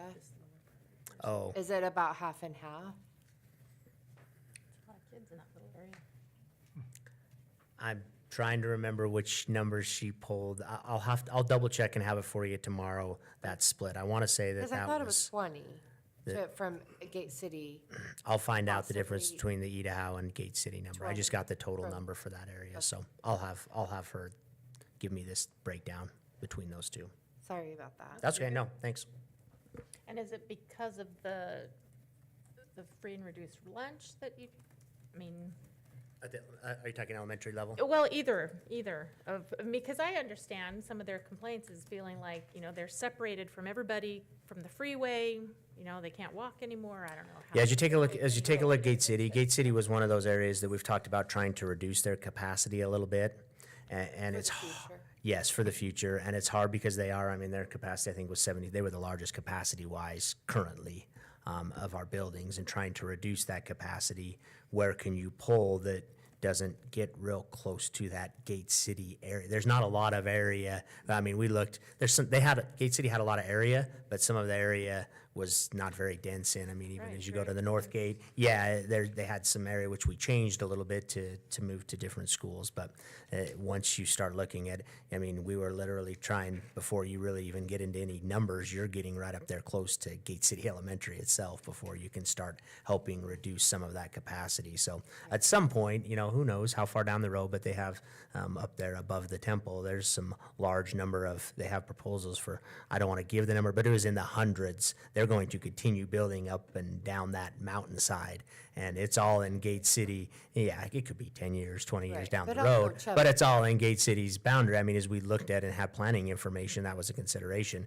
We want to try to reduce the capacity at some of our schools while we're doing this. It only makes sense so that 3 years from now, let's say something does happen and we have an additional 50 elementary learners, we're not having to overload them and redo those boundaries in that area while we're doing it right now. So that was the rationale for that area. And so with that said, Chubbuck Elementary, average class size still remains at 26, but there are a lot of developments down there that actually ended up growing a lot more than what was projected to grow up in the Highland 5 years ago. Now, we don't know what the future is, of course, but then it puts Gate City down to 21.6, and then it increases Syringa up to 25.6, almost 25 point. Correct, and giving a little bit of growth and space for additional capacity at Gate City, and Syringa knowing Syringa, there may not be, there's some areas for growth there, but yeah, not as much as Gate City.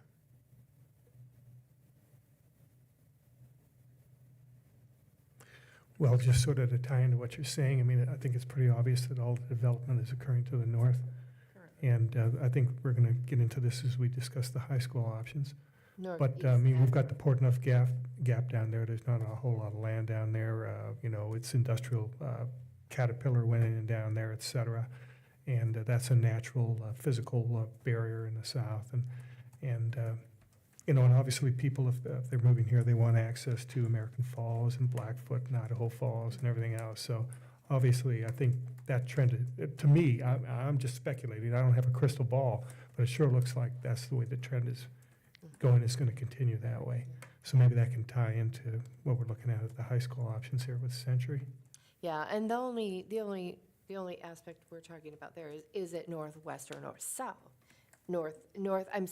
Northwest or northeast more?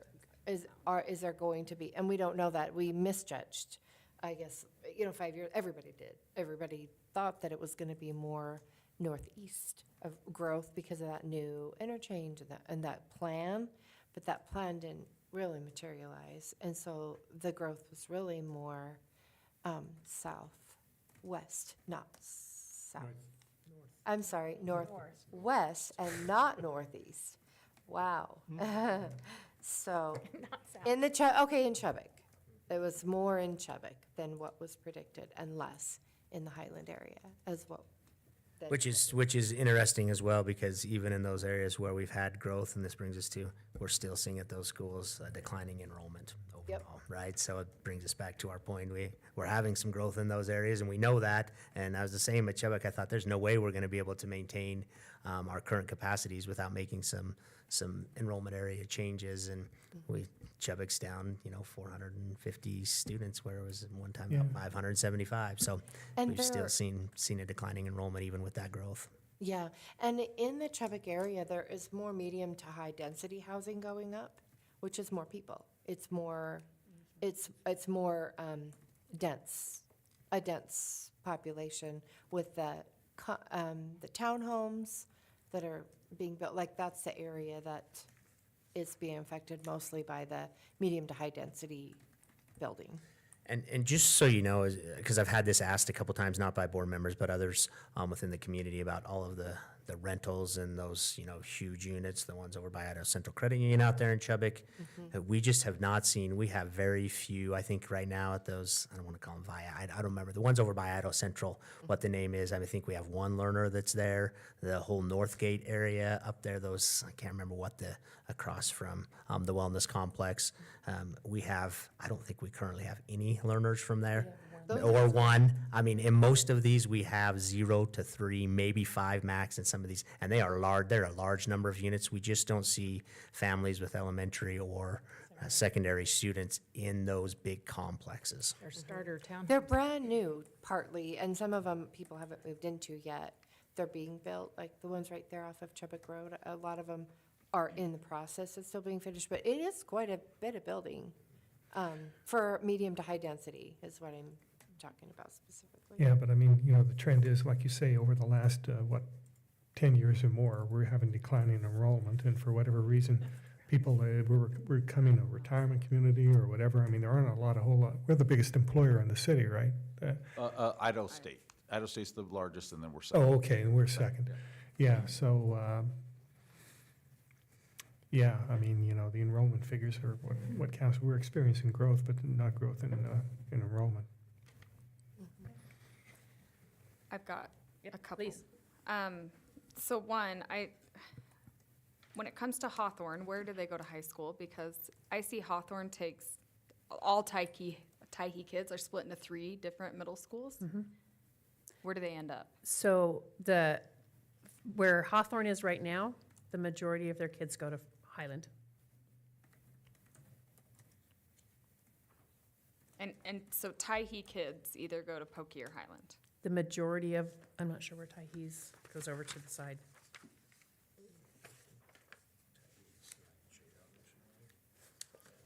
Let me find Tyhe. I would bet that the majority of Tyhe's goes to Highland. Okay. I just see we're in Tyhe and we're just like kicked out of the middle school with everyone else. Is Tyhe all of it up here? Other than the, yeah, the very lower part from Siphon, what's the next road down?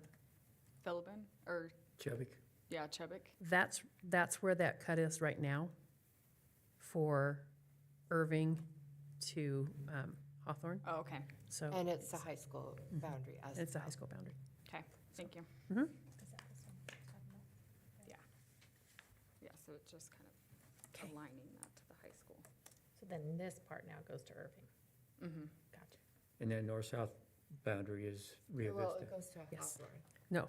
Oh, you Philbin. currently go. Philbin. Right, currently, Oh, I but, thought you meant. but I think, so are the colors the changes? Or Yes. the lines are The the changes? colors are the changes. Okay, so right, it's the exact opposite. So now. Oh, the colors are the changes. The colors are the colors are what they would be. Proposed. Yeah, And the lines are what The they lines are what they are right now. Okay. Sorry, they're Backwards. backwards from this elementary. Elementary. We did the same thing, but it was easier for me to see this. And Yeah, so going You back switched to schemes on us. I did, I'm sorry, yes. You're confusing us, Oh, middle sorry. schools, the elementaries are feeding into. Okay. Okay. Okay, I think my only other comment is that jut out that aligns with the elementary. I just see those as like communities that are being pulled away from their communities. And that conflict there. You're talking about the one off of, Yeah, I off do of too, Olympus? Yeah, because we have the yellow one over here on this side of the highway and the blue one over here, and I just wonder if there's a way to. I know you probably have looked at that. what it does is ends up splitting, depending on what happens with the elementary schools, it ends up splitting 2 elementary schools, and half will go to Alameda and half would go to. Yeah, I think it goes back to the And so if elementary it's, bound. whether we want to have the feeder schools going into one middle school, or if you want to have a road Yeah, saying. this to way. me, I And see so- what you're saying, and that it does go back to the elementary. And I would agree with Megan that I would, back to the elementary, like to see that line straightened out and not put transferred over to Syringa because of the way the roads are, the way the neighborhoods are, Yeah. and the feedback. I think it's important to listen to Absolutely. feedback that we get, and we have had a lot of feedback about that. So today, or the way you're proposing is that if they went to Syringa, they will go to the same elementary, or middle school. Correct. But if we carve that and flatten it out, they would go to a different elementary school and a different, Unless we change it. No, It depends on whether the elementary, so if it was just for middle school, if we carved this little corner out and said, then they would go to a different elementary school, and they would go to a different, well, no, they would go to Syringa still unless that got changed. These students would go to Syringa, but they would go to Franklin, where everybody else in Syringa would go to Alameda.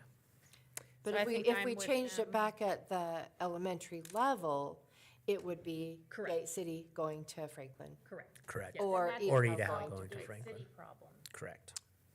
Or Well, you'll it- be dealing with it in Yeah. sooner than Well, later. if you look back at that, the what I just pointed out a minute ago, is it reduces Gate City down to 21.6 average class size, but it increases Syringa up to 25.56, and that's higher needs area.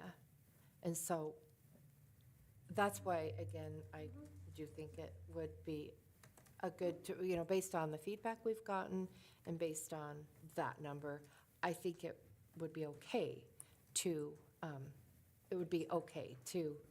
change that as what Megan was alluding to.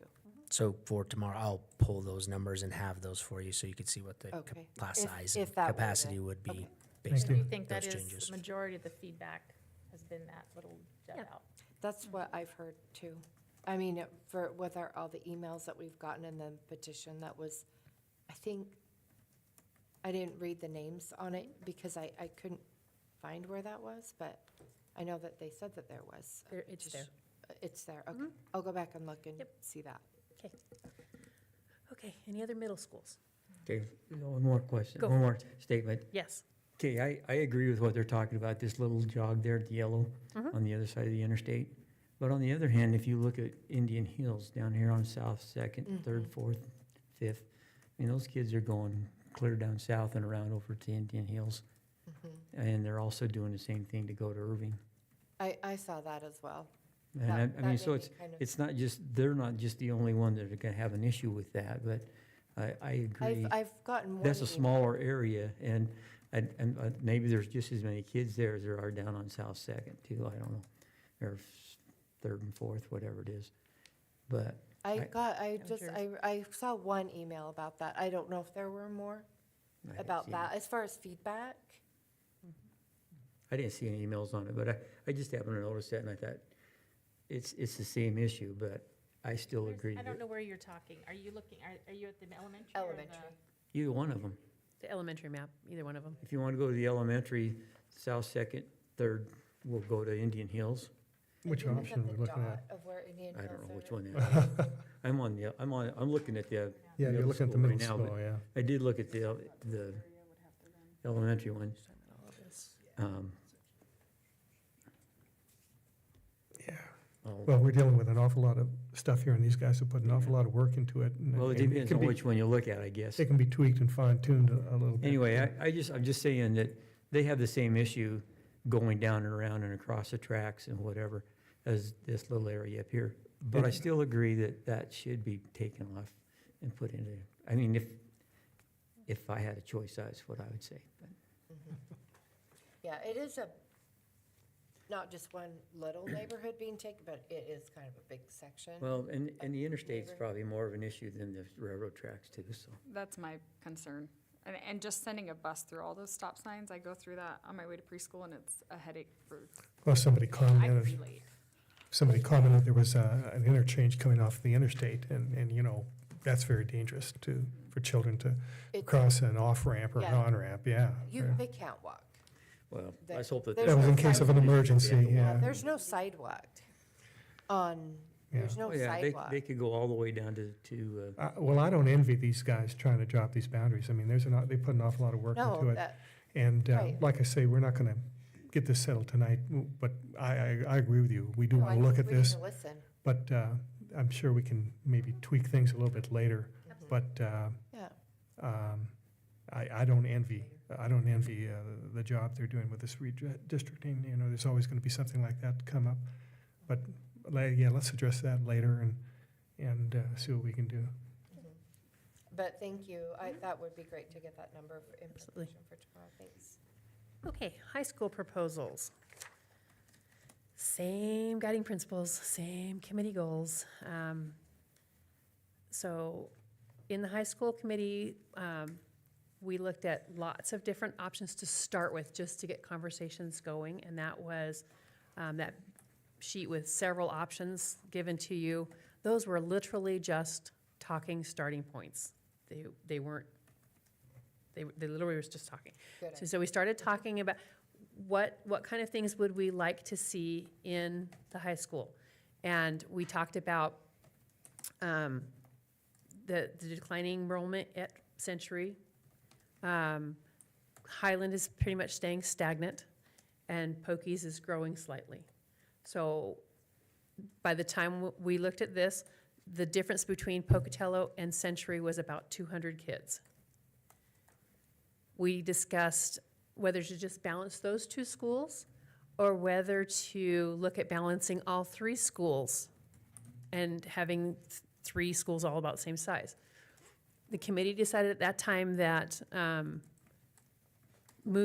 if we did that, it would move Highland from 6A to 5A, and they weren't interested in doing that quite yet.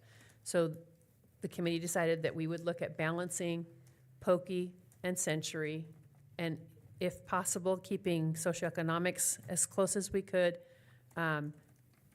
perhaps giving Century even a few more than 100 because Pokey's growth area in the north, they have some growth times. So they came up with two options. Option A and option C is what they were looking at. Option A is literally moving the east side of Old Bannock Highway from Grant to the bottom of Pokey's boundaries, and a little bit on the west side of Bannock Highway. It's the streets that connect to Bannock Highway and don't connect to Johnny Creek or Country Club. I think it's called Hiawatha. I think so too. Moving those into Century's boundaries. That moved 95 students from Pokey to Century, 8th through 11th grade. So over the next 4 years, they would get about 95 more students, okay? That was option A. Then the request was, could we look at the whole south end of town? So all of Johnny Creek, all of Country Club, all of that going to Century. And when we did that, it pulled way too many kids out of Pocatello High School and put them into Century, about 170 kids. So out of 200, now you've just flip-flopped the problem. And so we said, we can't just do that. We have to look at other things that we could do. So that's option C? So option C That's only part of it. pulls half of, that lower half, so from Grant Street down, would go to Century High School. But, again, it pulled too many students from Pocatello to Century, so then we said we have to get some more kids back into Pocatello. So we looked at moving Pocatello's north boundary farther north, All the way to Reservation? all the way to Reservation. And that added students from Highland into Pocatello's boundaries, took students out of Pocatello, out of Highland. So we had to put more students back into Highland's positions because we didn't want to drop them. So the center of town, which is right around Syringa, so Pershing, I-15, I-86, down that little section that was going to Century, would now be going to Highland. Is this option A1 you're talking Nope, about? No. this is just option C. Oh, okay. Okay, and if you look at this, this was pretty close to I'm what sorry. the previous boundary committee recommended the first time they came through. This is very, because we started with that map and said, What could we do? That affects 600 and, no, that can't be right. Yeah, I think it was. That affects a whole bunch of people. This isn't the right, Yeah, I thought that was right. I think you were. 622, That's what I thought it was. okay? Option C. But Option that's C. the number C. that I've Just been, have to verify. that I was. I'll have to verify that number, because I don't think that doesn't look right. Because we moved 178 kids out of Pokey to Century, 181 kids out of Highland into Pokey, 722. and I see it, thank you. 3 kids out of Highland into Century. So it ended up being about 82 kids, or 85 kids more at Century by the time we were done. So the 181 that would be moved out of Highland is right in that, that Chubbuck?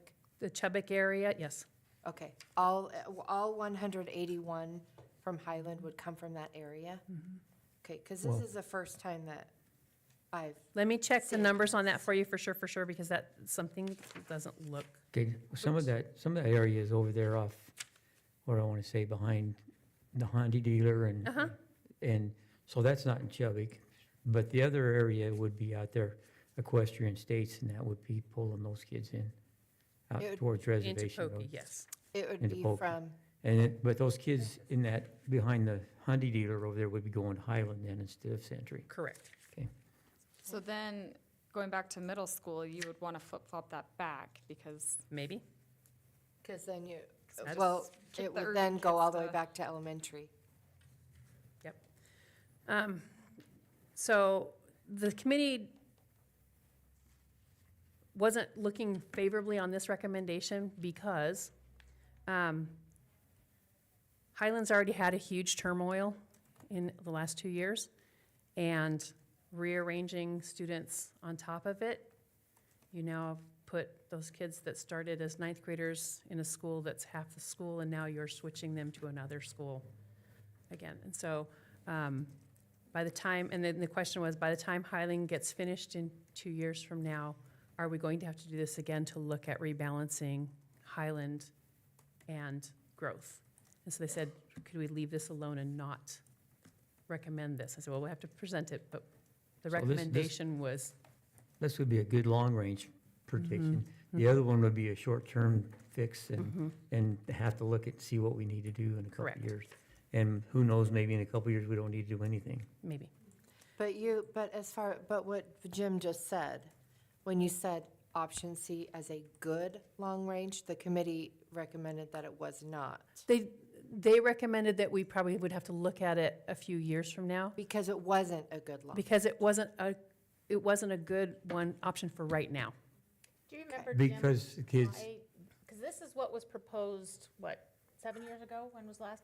Why was it not adopted? Do you remember? No. I mean, this is the one that got proposed, and, Jim wasn't there. Well, it was. oh, he wasn't here? It was Oh. Dankirch. no, Oh. I No, took and a, it was. I took a short break in it- between.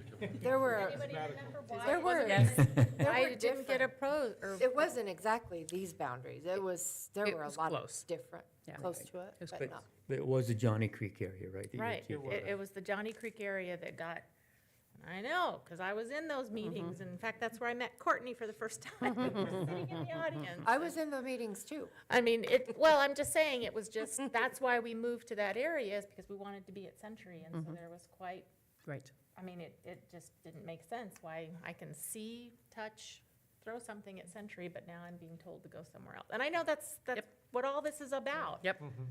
Is how do we make, Right. but I think one of my niggling things that I can't let go of is, yeah, we're gonna be doing this, we know we're gonna need to do it again, but it's all gonna be in the north.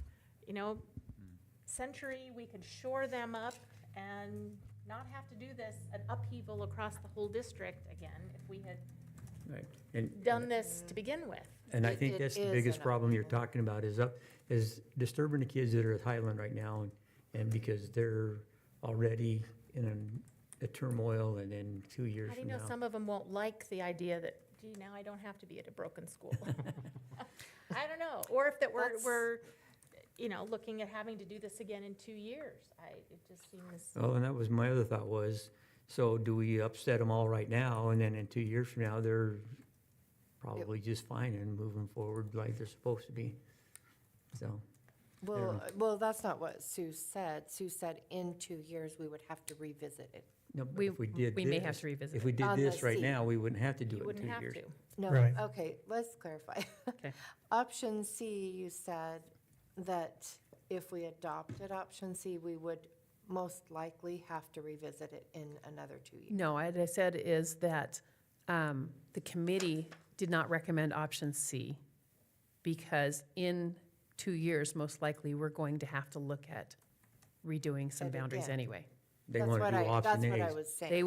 They would like to recommend option A or option A1. because it's a clean, easy fix right now, and And then when Highland is finished, upset it again. if we need to. Okay. But does it solve what's going on at Century? Well, either option A or option C, Century still only has None of them. 1,072 students. But then Highland, Pokey's the same. If you, option A, Pokey and Highland, Pokey No. and Century will be almost the same. If they're 200 different, and Right. you take 100 from here, and then you add them to them, they come out pretty much the same. Wait, right here? Yeah, a 5A school, Proposed right enrollment, now- oh, I'm sorry, I was looking at the A wrong fi- column. 1167 in Century on proposal A. They're And, bo- they're both in a good situation in their division for, as far as competition for sports, because their division is 700 something to 1395 or something, and they would both be right around 1200, both. So am I And they'd correct? be in a good position, but sorry. then Highlands Division is 6A, and they're, begin at 1400, and they're at 70-ish. 1470. So they're, as far as if you're talking about in where they lie in their district, that's where they lie in their division. So, So I've got a question, if I'm not interrupting. Go for it. So with option A, the proposed enrollment at Century would be 1,167, Yes, but with option C, it would only be 1,072, correct. so almost 1,000 students difference. No, 100, so option C, no, it would be 1,157. almost 100 students difference. So what am I looking at wrong here, Jen? but is It's that, not is that labeled. 1B? So this Or is, 1A. this is what they're right now. This is, Oh, I'm sorry, okay, good. it wasn't, Yep. okay, they didn't have it up at the top, Yep. okay, okay, 1157, that's just okay, A1. yeah, But what Yeah. about all right. A1? Okay, so, when I talked with transportation again, 5 weeks ago I talked to them again. They said they could do Country Club Road as a separate run besides Johnny Creek. That's not my understanding from 5 weeks ago, but it is now. And so if we had all of option A, which is the same west side of, or east side of Bannock Highway, and included Country Club Road, all the way to the top of Country Club Road, 123 students would go from Pocatello High School to Century High School. Century High School would be at 195, Pocatello High School would be at 193. Now, when you count And- those numbers, it goes Mhm. back to my question before. Yep. Are these 8th graders? These are 8th through 11th for this numbers. So how does that, so how many, when you say that applies to 3 to 4 years, I mean, when I think 3 to 4 years, where's 6th, 7th? Okay. Where are the 6th and 7th graders? Okay, the problem we have with that, and I have those numbers for you, but, there's a but. Yeah. We don't know the 6th, 7th, and 8th graders in all of the charter and private schools in town, where they're going. They are not part of our numbers. And until they come to high school, we don't know where they're gonna be. So we can't So, see people unless they're actually in the Correct. district. But most of them come into the high school, there's only one, Yeah. there's one private high school in town, right? and that's it. So the number could be higher than the 123. Anywhere, it could be higher. Well, that's why I said, that's why we They did, take in that's the why whole we did city. 8 through 11, but that private school takes in the entire city, so that's not geographic. Correct. It could be equally Mhm. throughout the entire city. And so because of that, we don't know what's going to happen. Probably option A is the best because then in 2 years, we'll have a better idea. Well, I said, again, we've got a way that we can do a few more to Century to get them even more balanced by adding Country Club in there. 123 total, 123, so it'd be 130. from 95 to 123 Total affected, total. affected. Okay. Yeah. So how many of those, though, are already at Century? Right now, that's, I don't know. We don't know how many of the because you said the number, the So, 123 was 8, 9, 10, and 11. So I would, Some of those I might would already guess be at there. least, I would guess at least 3/4 of them would be there still. So it's not new kids. It will be as they come up. We're not moving anyone right now, because the idea is that anyone who is out of high school right now, they don't Can, have to leave. can stay or can move. So we're not moving anyone. Right, so that's what Forcibly I'm saying, moving is that. so with that- any it's- option. It's not truly balancing then, because if. Not for next year.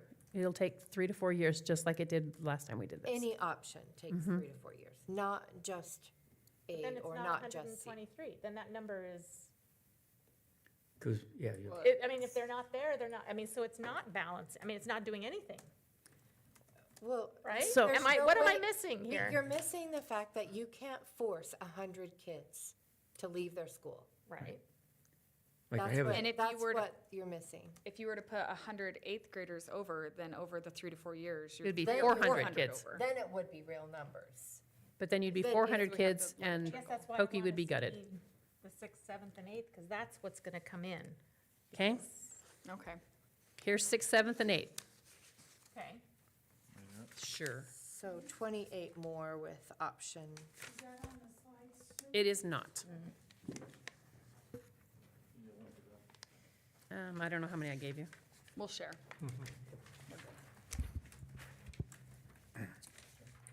Oh, thank you. Thank you. thanks, Jonathan. Yes, I do. So current numbers scheduled to go into Century, Highland, and Pokey. Okay, we have 786 into Century, and going into Pokey, 856. If we went with option A, it's 870 going into Century and 771 going into Pokey. Go to It options. flips it by quite a lot. If you go to option C, it's 798 going into Century and 838 going into Pokey. So option C over time is less advantageous for Century. And then A1 is 888 going into Century and 753 going into, And that's all of Johnny Creek, right? no, that is just Country Club. Option That's C just is Country Club. Johnny Creek. The A1. Only one, okay. So Sorry. if you're only looking. That's, that's your, You're only looking- that's your 100 kids. So currently, there would be 856 going into Pokey, and there would be 753 going in 3 years from now. I guess I don't understand, if option C is more area, how would the number be less than A1? It's not going this far up into the north. But Right. option C does. Option C is all of Johnny Creek. And it's also North Chubbuck, and it's also the middle of town. Right. There's lots of That area moves. off of There's a lot of movement Off of There's Yellowstone. lots of moves for For option C, for Pokey. for everybody. Yeah, for everybody, yeah. That puts a new light on. Oh, okay, it does, it goes farther to the north and, If you and, look at only what's best for Century, then you can see right there option which C, one is best for Century. A1. is Option A. option Is that correct? A1. A1. A1, A1, if that's the only thing you're looking at. in the short term anyway. But I mean, Well, if you're it's looking, just- if you're looking at area, Century gets a lot more area out of option C, right? The area doesn't. Area equal doesn't matter, it's population. the number of people who live in that space. Yeah, that doesn't equal population. Okay. I mean, I'd love to be able to pick boundaries and say they're gonna stay this way forever and ever and ever, but they don't. I mean, we have pockets of things that grow and pockets that don't. And if you pull all of Southtown to Century right now, you're gutting Pocatello High School, and you're banking on there's going to be growth in North Chubbuck. And we don't know if there is or not. And it could be 5 years, it could be 10 years, it could be 20 years before that growth is brought back in. Well, and not only that, but that area out there off of Rio Vista to Reservation Road is being developed, but it's 2.5 acre lots instead of a community. High def- Part of it, Well- but part of it is neighborhoods. I've been there. I've Right. been there, and Yeah. there are all those But little again, neighborhoods. until it's built up, and like I said, when it gets built up and there's more students out there, you're gonna have to say, we're gonna have to look at doing boundaries again, because Right. this school's getting overcrowded, this school's getting Right. not enough, and we'll end up moving the boundaries again. Right, and if it's true that what some people have projected that Pocatello is gonna grow, those half-acre lots might, I mean, those whatever, like the bigger, larger 5 acre lots, could easily be subdivided, because nothing's built on them. Yep. And so if the growth is out there, then the developers most likely will want to subdivide those, but nobody knows that. Well, this information has helped me a lot in my understanding. So let me see if I'm correct again. I'll ask Sure. another question. So right now, you're proposing, what you would recommend was either A or A1. Is Yes. that correct? Okay. And I understand why now. Thank you. But just And to I, be, and I understand why Heather's pushing for that, I get that. Yeah. It's just, it's a lot of upheaval. Well, we're with- upheavaling with- everybody. I mean, from With a high K- school K that's through been already 12. Why not upheaved. do it all at once? Make them all, everybody upset with us. well, we've Do it had, once. we, Yeah. well, Right. if that was the solution forever, I guess the Well, one, and it won't be. it's not. It won't. I guess the one saving factor is the fact that if a kid's going to one of the high schools right now, and we make all these changes, he can still go to the high school that he's been going to. If he has a sibling that's close, they can do that, and I suppose we'll put That's, a drop dead date on when they can do that, right? so Well- we still have to do our transfer policy the way we do our transfer Right. policy, and that's, so up until February 1st, it's open enrollment, we can move staff around until the building's full. After February 1st, our staffing is pretty much locked, and then it's capacity per staff. So once that's, but doing this right now allows that each school can have some transfers. Right. If Right. we did A1. Until a school's full, A1 and then once it's allow. full, then you can't transfer anymore. Correct. And then, but the siblings of a They student get that's first already- dibs. They got priority on it. Yes, Right. yes. But the difference between now and before is it's illegal now to close boundaries. We can't close boundaries. It's like you said, it's open enrollment until February 1st, and then based on staffing. Yeah, But we it's not can't like they're overcrowd a closed. school. Yeah, it's not that it's closed boundaries, it's just that it is based on staffing after February 1st. Yep. Well, I do like Heather's point of just taking care of Century, but I think when Highland is done and we have more solid numbers on the growth that way, I think the community will be more on board with a big change. That's just my thought on that. Well, I agree with Heather and Megan. I mean, I think I would like to see the territory expanded for Century. But it seems in the short run, the best thing to do now is do A1, because that's going to give the greatest enrollment right now. And we can revisit it later, as Megan said, when, Like, I think we should. Well, yeah, when I don't think we expansion should happens. just wait 20 years, we shouldn't ever do that, ever, and let a problem, just like correcting a problem, it's okay to correct a problem. Just tweak things here and there along the way, instead of just pulling the rug out from under everyone because you didn't tweak things So when was. My only counter to those comments is that we've already been told that it takes 3 to 4 to 5 years for the difference to happen. So we've already seen it with Pokey. It took 2 or 3 years for, that shift. And so there, you can't just tweak. Tweak is not gonna make the difference that needs to happen. I mean, it's gonna take a couple years anyway. So if I don't know if that's meant to be an argument for option C, but option C gives Century the least amount out of A, C, and In the A1. short run, In the short run. yeah. Oh, well, 6th to 8th grade, which is the only thing we can see. We don't have a crystal ball beyond 6th to 8th grade. That's clear back to 6th grade.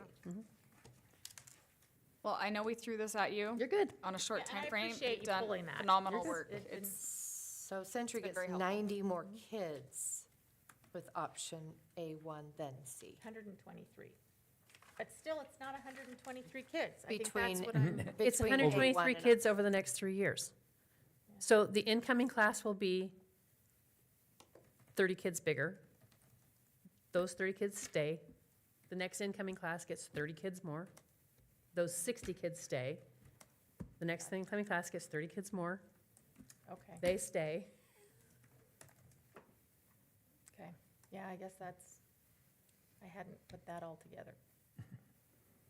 Then in the end, it just seems like such a drop in the bucket. Is this even worth doing at all?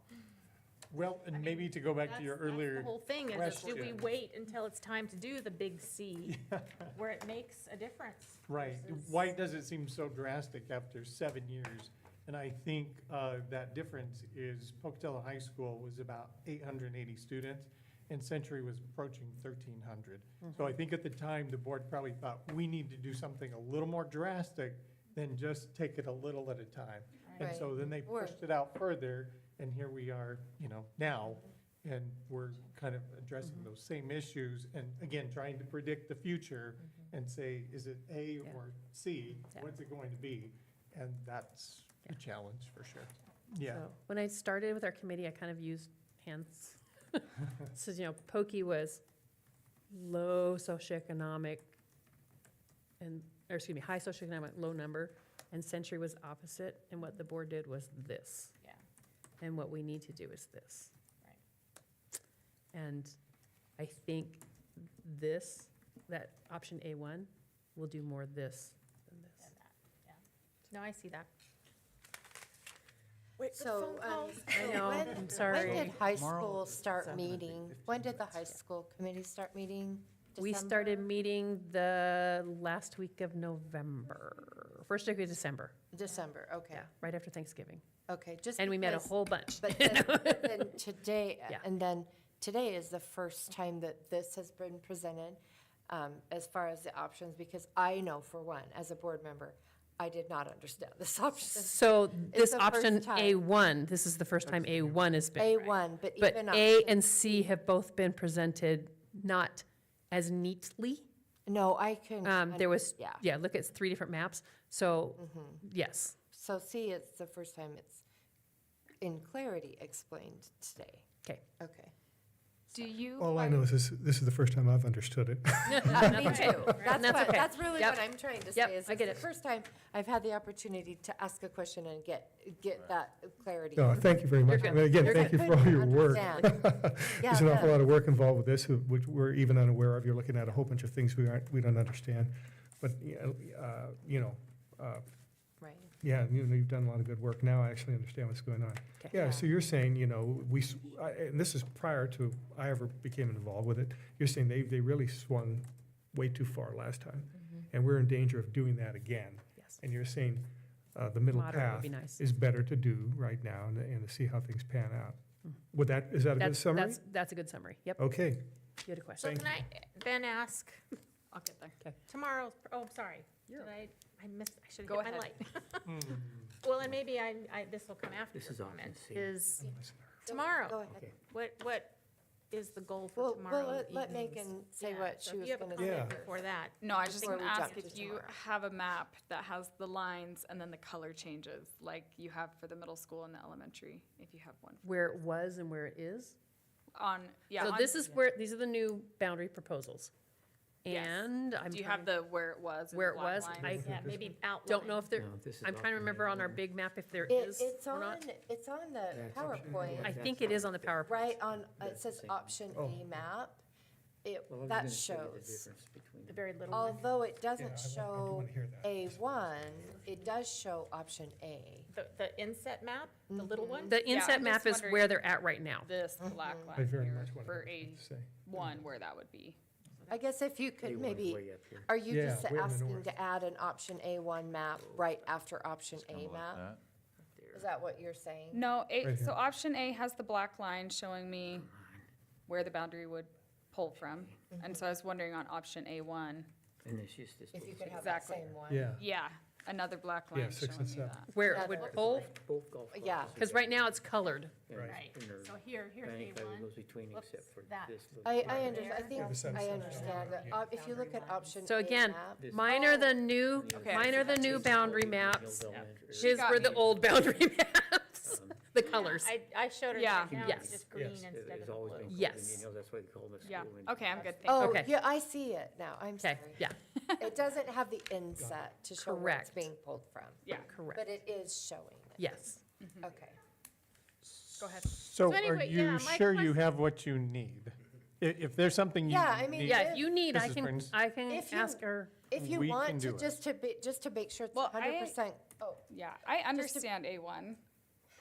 just to be, if you wanted to make it really clear, on option A map, if you look up at option A map, it's got the. Inset. The inset, and if you did exactly that inset with option AC to show. I can one- do that with A1. I can't do that with C. I only mean option A1. Okay? And I think I for the only mean public, option A1. when they're looking at the picture, just to Just so have that consistency. it's apples to apples, Right. right, like Just that. You know, Draw you those have- black lines Like I said, where. I can for A1, but Yes. not for C. That's the only one I'm A1. asking, Okay, yes. A1, just so that you can see Yeah, A1. you can right have my next map to where I each drew my other. line in. yeah. Yeah, you can see it right That's- next that to would each be other, Yeah, so, A and the A1. Yep, so, Maybe you don't even bring a C into the conversation tomorrow, I don't know.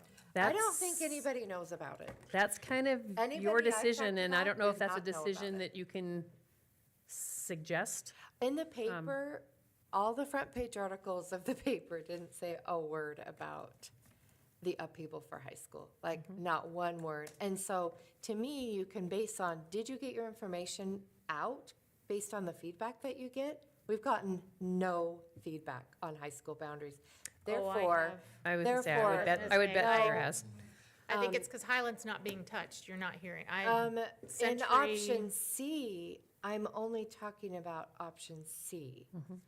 Well, That hasn't really been shown, or, I'm just talking about the front page paper here's option A, articles. and then A1 It tab, really you see it over didn't here, right? talk about high school boundaries. Yeah. And that's, it's up to the Idaho State Journal what they want to publish.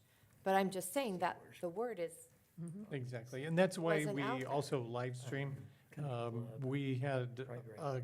Yeah, This road right here, yeah. what would you That call it, gets happened, Courtney? A question about A1, yeah. our presentation last week, and if we would offer a quote, and we said, well, you know, it's probably better if you're here in person, so you can get that firsthand information. Right. Because Idaho Ed News was here in person. right, And so you're right, they We got write what posters up. they glean from the meeting. Exactly, Certainly and- being here right. and privy to the firsthand discussion, I think lends itself to probably a little bit better article. Right, Yeah. from where I'm But then you sitting, can have all. I didn't understand option C until now. You're good. So if I got there. at That's 6 just o'clock, I could from look where I'm sitting, and I have been here. So, C hasn't been presented till tonight. at, you know, That's what I'm saying. is well, C it hasn't has, really- it just hasn't been presented cleanly. In detail, the understand, and to the point where we understand Yeah. it. So, like I said, it's to the board's pleasure what option high school is presented tomorrow. A, C, A1, all three, 2 of the 3. If this is not noticed for a decision, can we make that suggestion? Or, I mean, it hasn't been, You're not There is voting no on it, you're decision just, Tomorrow is have just it. for No. a Well, Well, brief and that's, thought. I wondered if we do could talk just about wanna what talk about tomorrow option A? Is that what you're really. saying? Is that, can we choose to just talk about option A? Is that, can we make that decision? I don't even think that we're, like, the whole plan wasn't for It's board just open discussion. mic. Yeah, it's open mic. Listen to the input. I'll summarize the input. We will have another special meeting where you will then talk about all of the proposals and the input you received. And we are a not future responding meeting. to anyone. No, We just listen. yep, Tomorrow. So it either could Tomorrow. be yes. real quiet. Just a public hearing. We were planning on about a 15-minute Right. overview. That's why we wanted to take you through a comprehensive overview Yeah. tonight. All right, thank you. 30 seconds per slide. And then I guess, Yeah, I we- mean, we can offer closing, we can Yeah. offer a closing statement if we want to, but it's not responding Right. to all of the comments as they're given to us. Right. It's not a back and forth. But as a board, if you don't want all three options for high school Right. presented in our 15-minute presentation, You can take that out. then Okay. tell me now. What would you guys like to be And presented? I'm, What would you guys like to have presented? I mean, was option C discussed at the committee? It was. Maybe you better keep it in if. But it was maybe- a but not it wasn't, recommend. it wasn't Right, not but I recommend. But it's only been discussed since December, so. Recommended or A or A1, I just correct? don't want to be, not accused, but just, that we didn't. Take into consideration. all And I can The say, work of the And committee. I would say, if you talk about point C, you can say what the disruption and how many people. So you would I like think to have it's- option A1, A1, and AC? I What would think you so. like, I think Megan? it shows what What the would you- committee. Well, we're heard. talking about it here, and we're being Right. recorded. I don't think it would be, it might not be discreet to eliminate it tomorrow, since we spent all So this you time want talking. all three? Yeah, I think, and they've done the groundwork on it, and it won't take that much extra time. So, yeah, I think we should include it. But just again, another summary question, because I just want to guarantee that I understand Yep, what's you're good. going on. I think I do. The difference between option A, which I remember well, that is zone 6 and 7, added on the other side of South Valley Road. Yep. And then option A1 just adds the Johnny Creek. No, I it mean, adds the, Country Club. Country Club area, just immediately to the southwest. It Not the adds in. country club. So Country just Club has Road 28. all the way to the top. And Yeah, it back down. just adds 28 more. Yeah, it adds that little Yes. area southwest. There's Yes. 28 kids in that area? There's 28 kids in that area. Because Wild Horse is already involved in, is already Century, right? Wow. Yeah, okay, well, no, thank you very much for So, working up Jim- A1. Yeah, I- Just to be Absolutely. clear, then, Jim, did you want all three options presented, or just I focus think it'll be on fine. I don't see a two or- problem with it. three? And then Megan? Yeah, I would like to hear the comments, and especially when you're already prepped and have done the work. Yeah. Let's- If you're okay, so our presentation right now has A, C, A1. I'm going to flip C and A1, so it's A, A1, so they can see just the difference would there. be- And then, Yeah, I That think would that's a be good good. idea, yeah. Yeah. Okay. You can call it B. no, I'm not changing the names of them, sorry. So- It's been referred to as A1. It's all the notes that we have. And have tonight, 'em, and, yeah. yeah, and tonight is the final. And so that we understand what is Exactly. even being presented. to the Exactly. public. That's And great. then just draw in that line. I will, absolutely. Yep. On A, Because, option, yeah, we haven't. or we haven't- A1 needs. I know a what you're line. talking about. For high yeah. school, we haven't The- in-depth, we haven't had an in-depth discussion about those, because this has been the last part of this meeting, which is, what, 20 minutes? That's the total, sum total of what we have discussed about any of the options for high school, Okay. And, because we've been talking about elementary. but let me throw a wrench in there. High school registration starts in 2 weeks. So we, We have to make that decision we need to soon. make that, a decision soon. Right, just to be So, clear just- about yep. how long Absolutely. the public has had and Yep. everything else, okay.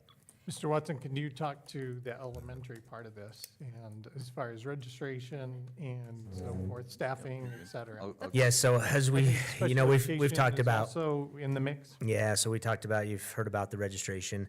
Typically, this time of year, we've rolled up in Infinite Campus our student numbers to determine placement. And we start looking in February at staffing and funding and making those decisions as well. So we've said, let's hold off and just see for a couple weeks if we do have a decision made, rather than having to go in and make some mass changes if we do end up balancing, closing a school or rebalancing enrollment areas. But we really start looking at that information and rolling those up. Usually it's happened as of now. We do it when we get back. We're holding off just a few weeks. If no decision's made, that's fine. But we will just roll it up. We need that information to start making those decisions for staffing for next year, what that'll look like with funding and our budgets. We start taking a look at that in February, and special education as well. They have to start looking at the programs and their program numbers.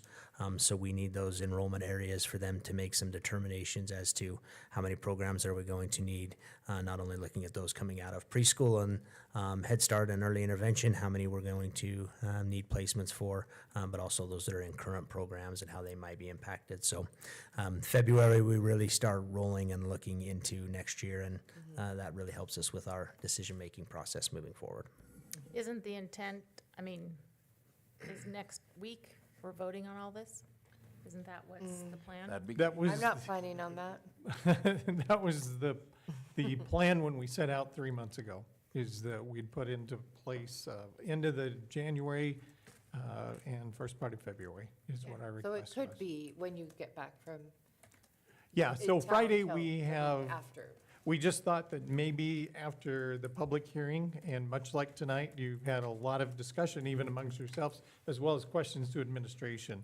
And we didn't know whether you would want to process that a little bit more, so we plan on having all the public input assembled for you by Thursday morning, at least by noon if we can. And, yeah, I'm putting a big Or it load could on be these shoulders for The sure. following week. I think it's a little rushed. And so we were thinking maybe a Friday meeting, if you just want to talk through it a little bit. And then that way, if you, as it's tentatively planned for a Tuesday night decision, and again, you can table, you can postpone, you can do whatever your pleasure is. We just ask that you not wait maybe too much further than into that first week of February or so. And with the holiday being next Monday, we knew we wouldn't have time to get you together then, but maybe a day isn't enough time to process. So it's totally up to you. We just thought, How do we make that decision? I mean, I know Do you want to Deanna send has- an email out and then base it on our feedback? So I think initially when I was proposing the Friday meeting, it would just be to kind of process the summarized input and not for action, not for anything else. No. And then if you still feel like after that conversation that you're not ready for action, we wouldn't post the Tuesday meeting for action, but probably look at, do you guys want to schedule a special meeting that next week? Now on that though, our board work session is February 11th, and that wouldn't be the action date. It wouldn't be the regular board meeting that we would have actually, action. So- you're onto something there because we'll. Yeah. Next No week. matter when the meeting is. Well, we're gonna have similar. to probably move both of those meetings up. So next week, we have our regular board meeting, so I'll have that proposed board meeting schedule in there, and I'm gonna look at shifting the work session and the regular board meeting for February up a week due to the holiday and Day on the Hill. Do you so want that would our be- feedback on that right there, right now? If you, yeah, because I don't I'm want to fine waste the with time it. proposing it if that's a, bad proposal, so. I mean, it's the first week of February that we would be talking about it as opposed to the day after. But Or if that's we the could do case and we another. do that, then likely, if you think you could be ready with processing all of the information and making a decision that we would schedule a special meeting ahead of the work session to just take action on the boundary proposals on, that would be February 4th. So I Could thought we we were do meeting a this special meeting Friday. before the? That was just an idea we threw Six. out Will that give you enough time? for the board to No. consider. Okay. That's an awful We rush. need to do it I've got a question. Jim Okay. just had, I'm sorry, go ahead. Yeah, I've got a question. I mean, initially, I think the schedule was, we were talking about the possibility of closing the school. And then the high school boundaries came in later. And so that was the initial plan, was it not? And so rather than try to, do it all at once, maybe we should just stick to the original plan and deal with this very important issue of the possibility of closing an elementary school.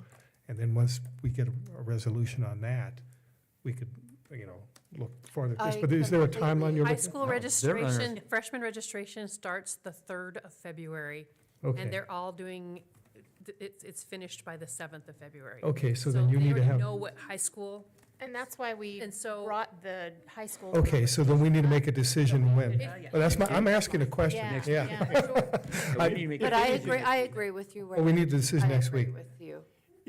But if we could get even, I mean, middle school and elementary, we can wait a couple more weeks, but high school, we need a decision sooner than later.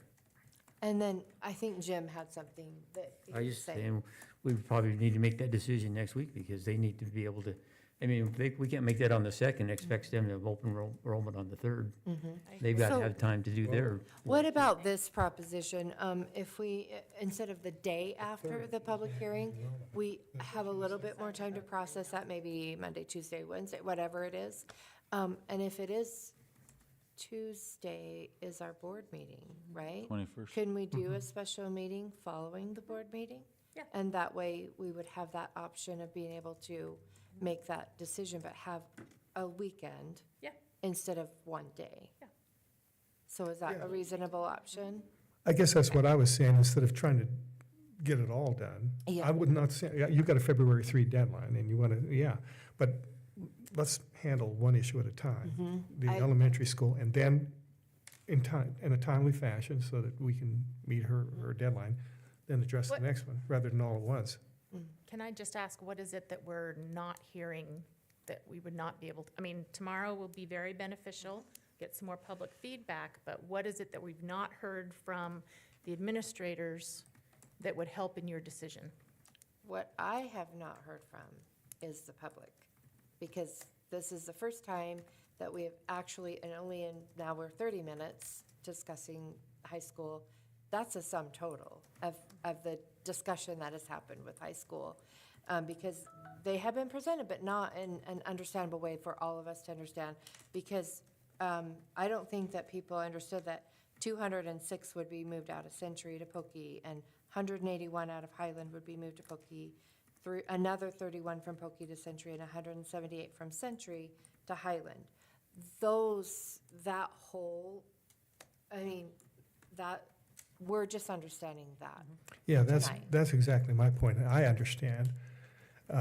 Yeah, no, I've got the information I need, but it wasn't until tonight, and now the public hasn't heard any of this. I would like to get the feedback from the public. Exactly, we have not heard from the public, because it hasn't ever been explained, at least to me, in an understandable way until tonight.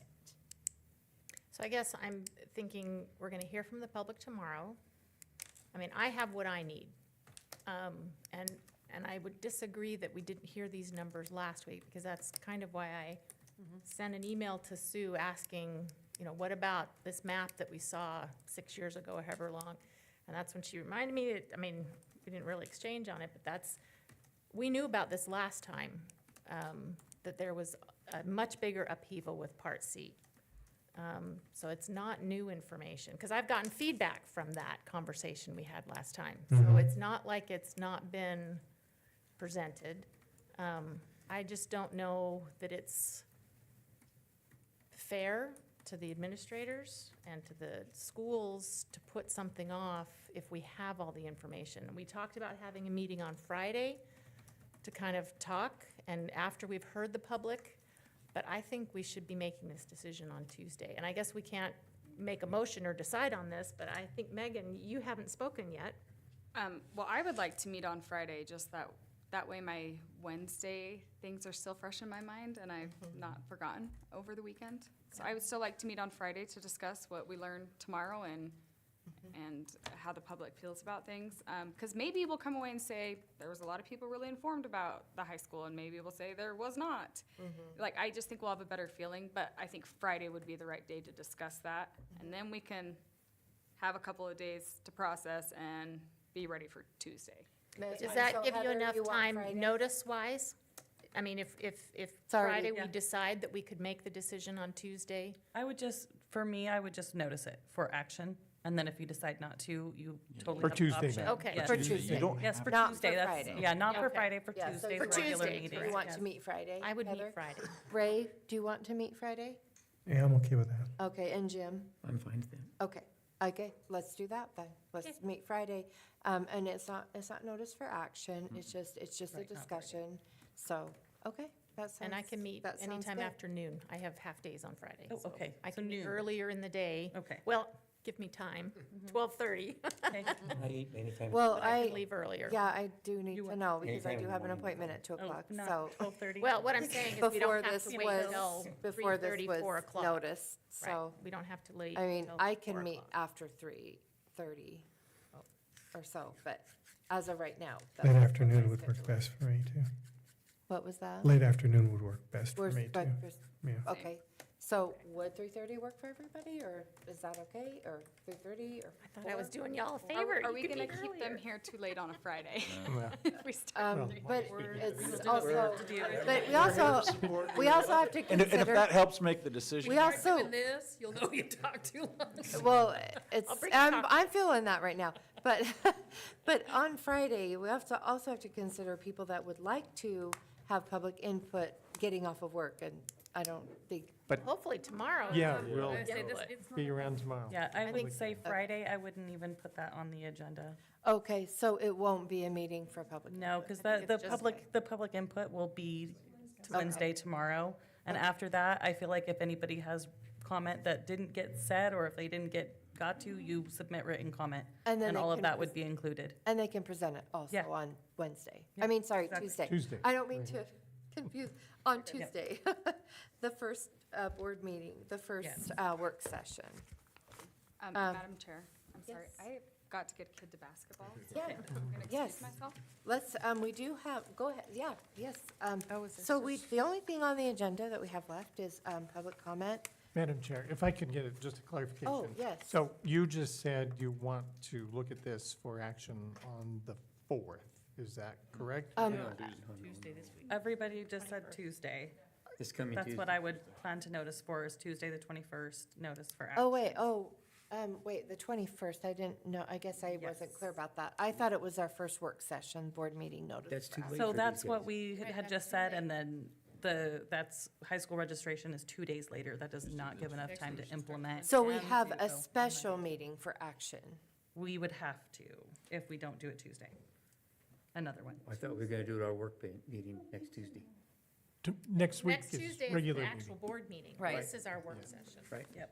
So Yeah, the we have regular our board meeting. special So- meeting Friday to discuss tomorrow night's whatever, Input. with So the you have- potential to vote on Tuesday. So we got our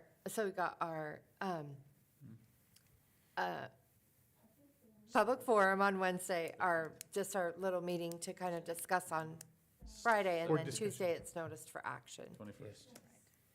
I think we need to do that for their sake, so they can get their stuff together. I mean, they, wouldn't be fair to them to dump this on them the day before. They have to have it together, so, And for your community, pardon? and for your community. And staff. And, the community. Yeah, because if we make a change in the high school boundaries and kids need to know tomorrow which one they're gonna go to, then maybe they don't know, and they need to have time also to figure it out. Okay, I've already said what I think, so. so we'll put it on for action next week. Again, through your discussion, you can determine whether you choose to vote on any of those next week. Yep. Or put them off for a later time. And I would say if can't wait till the 4th, then we would probably need to schedule something on Thursday or Friday that same week. The same week, oh, Right. okay. I agree. So the only, if everybody has finished with comments, the only other thing on the agenda is a public and written comment. Jetta Matthews had a public comment. Okay, so Okay. if she would still like to, then I guess she can submit that or come to the next board meeting, because I don't see anybody here. So if everybody has said everything they want to say, and that concludes this meeting.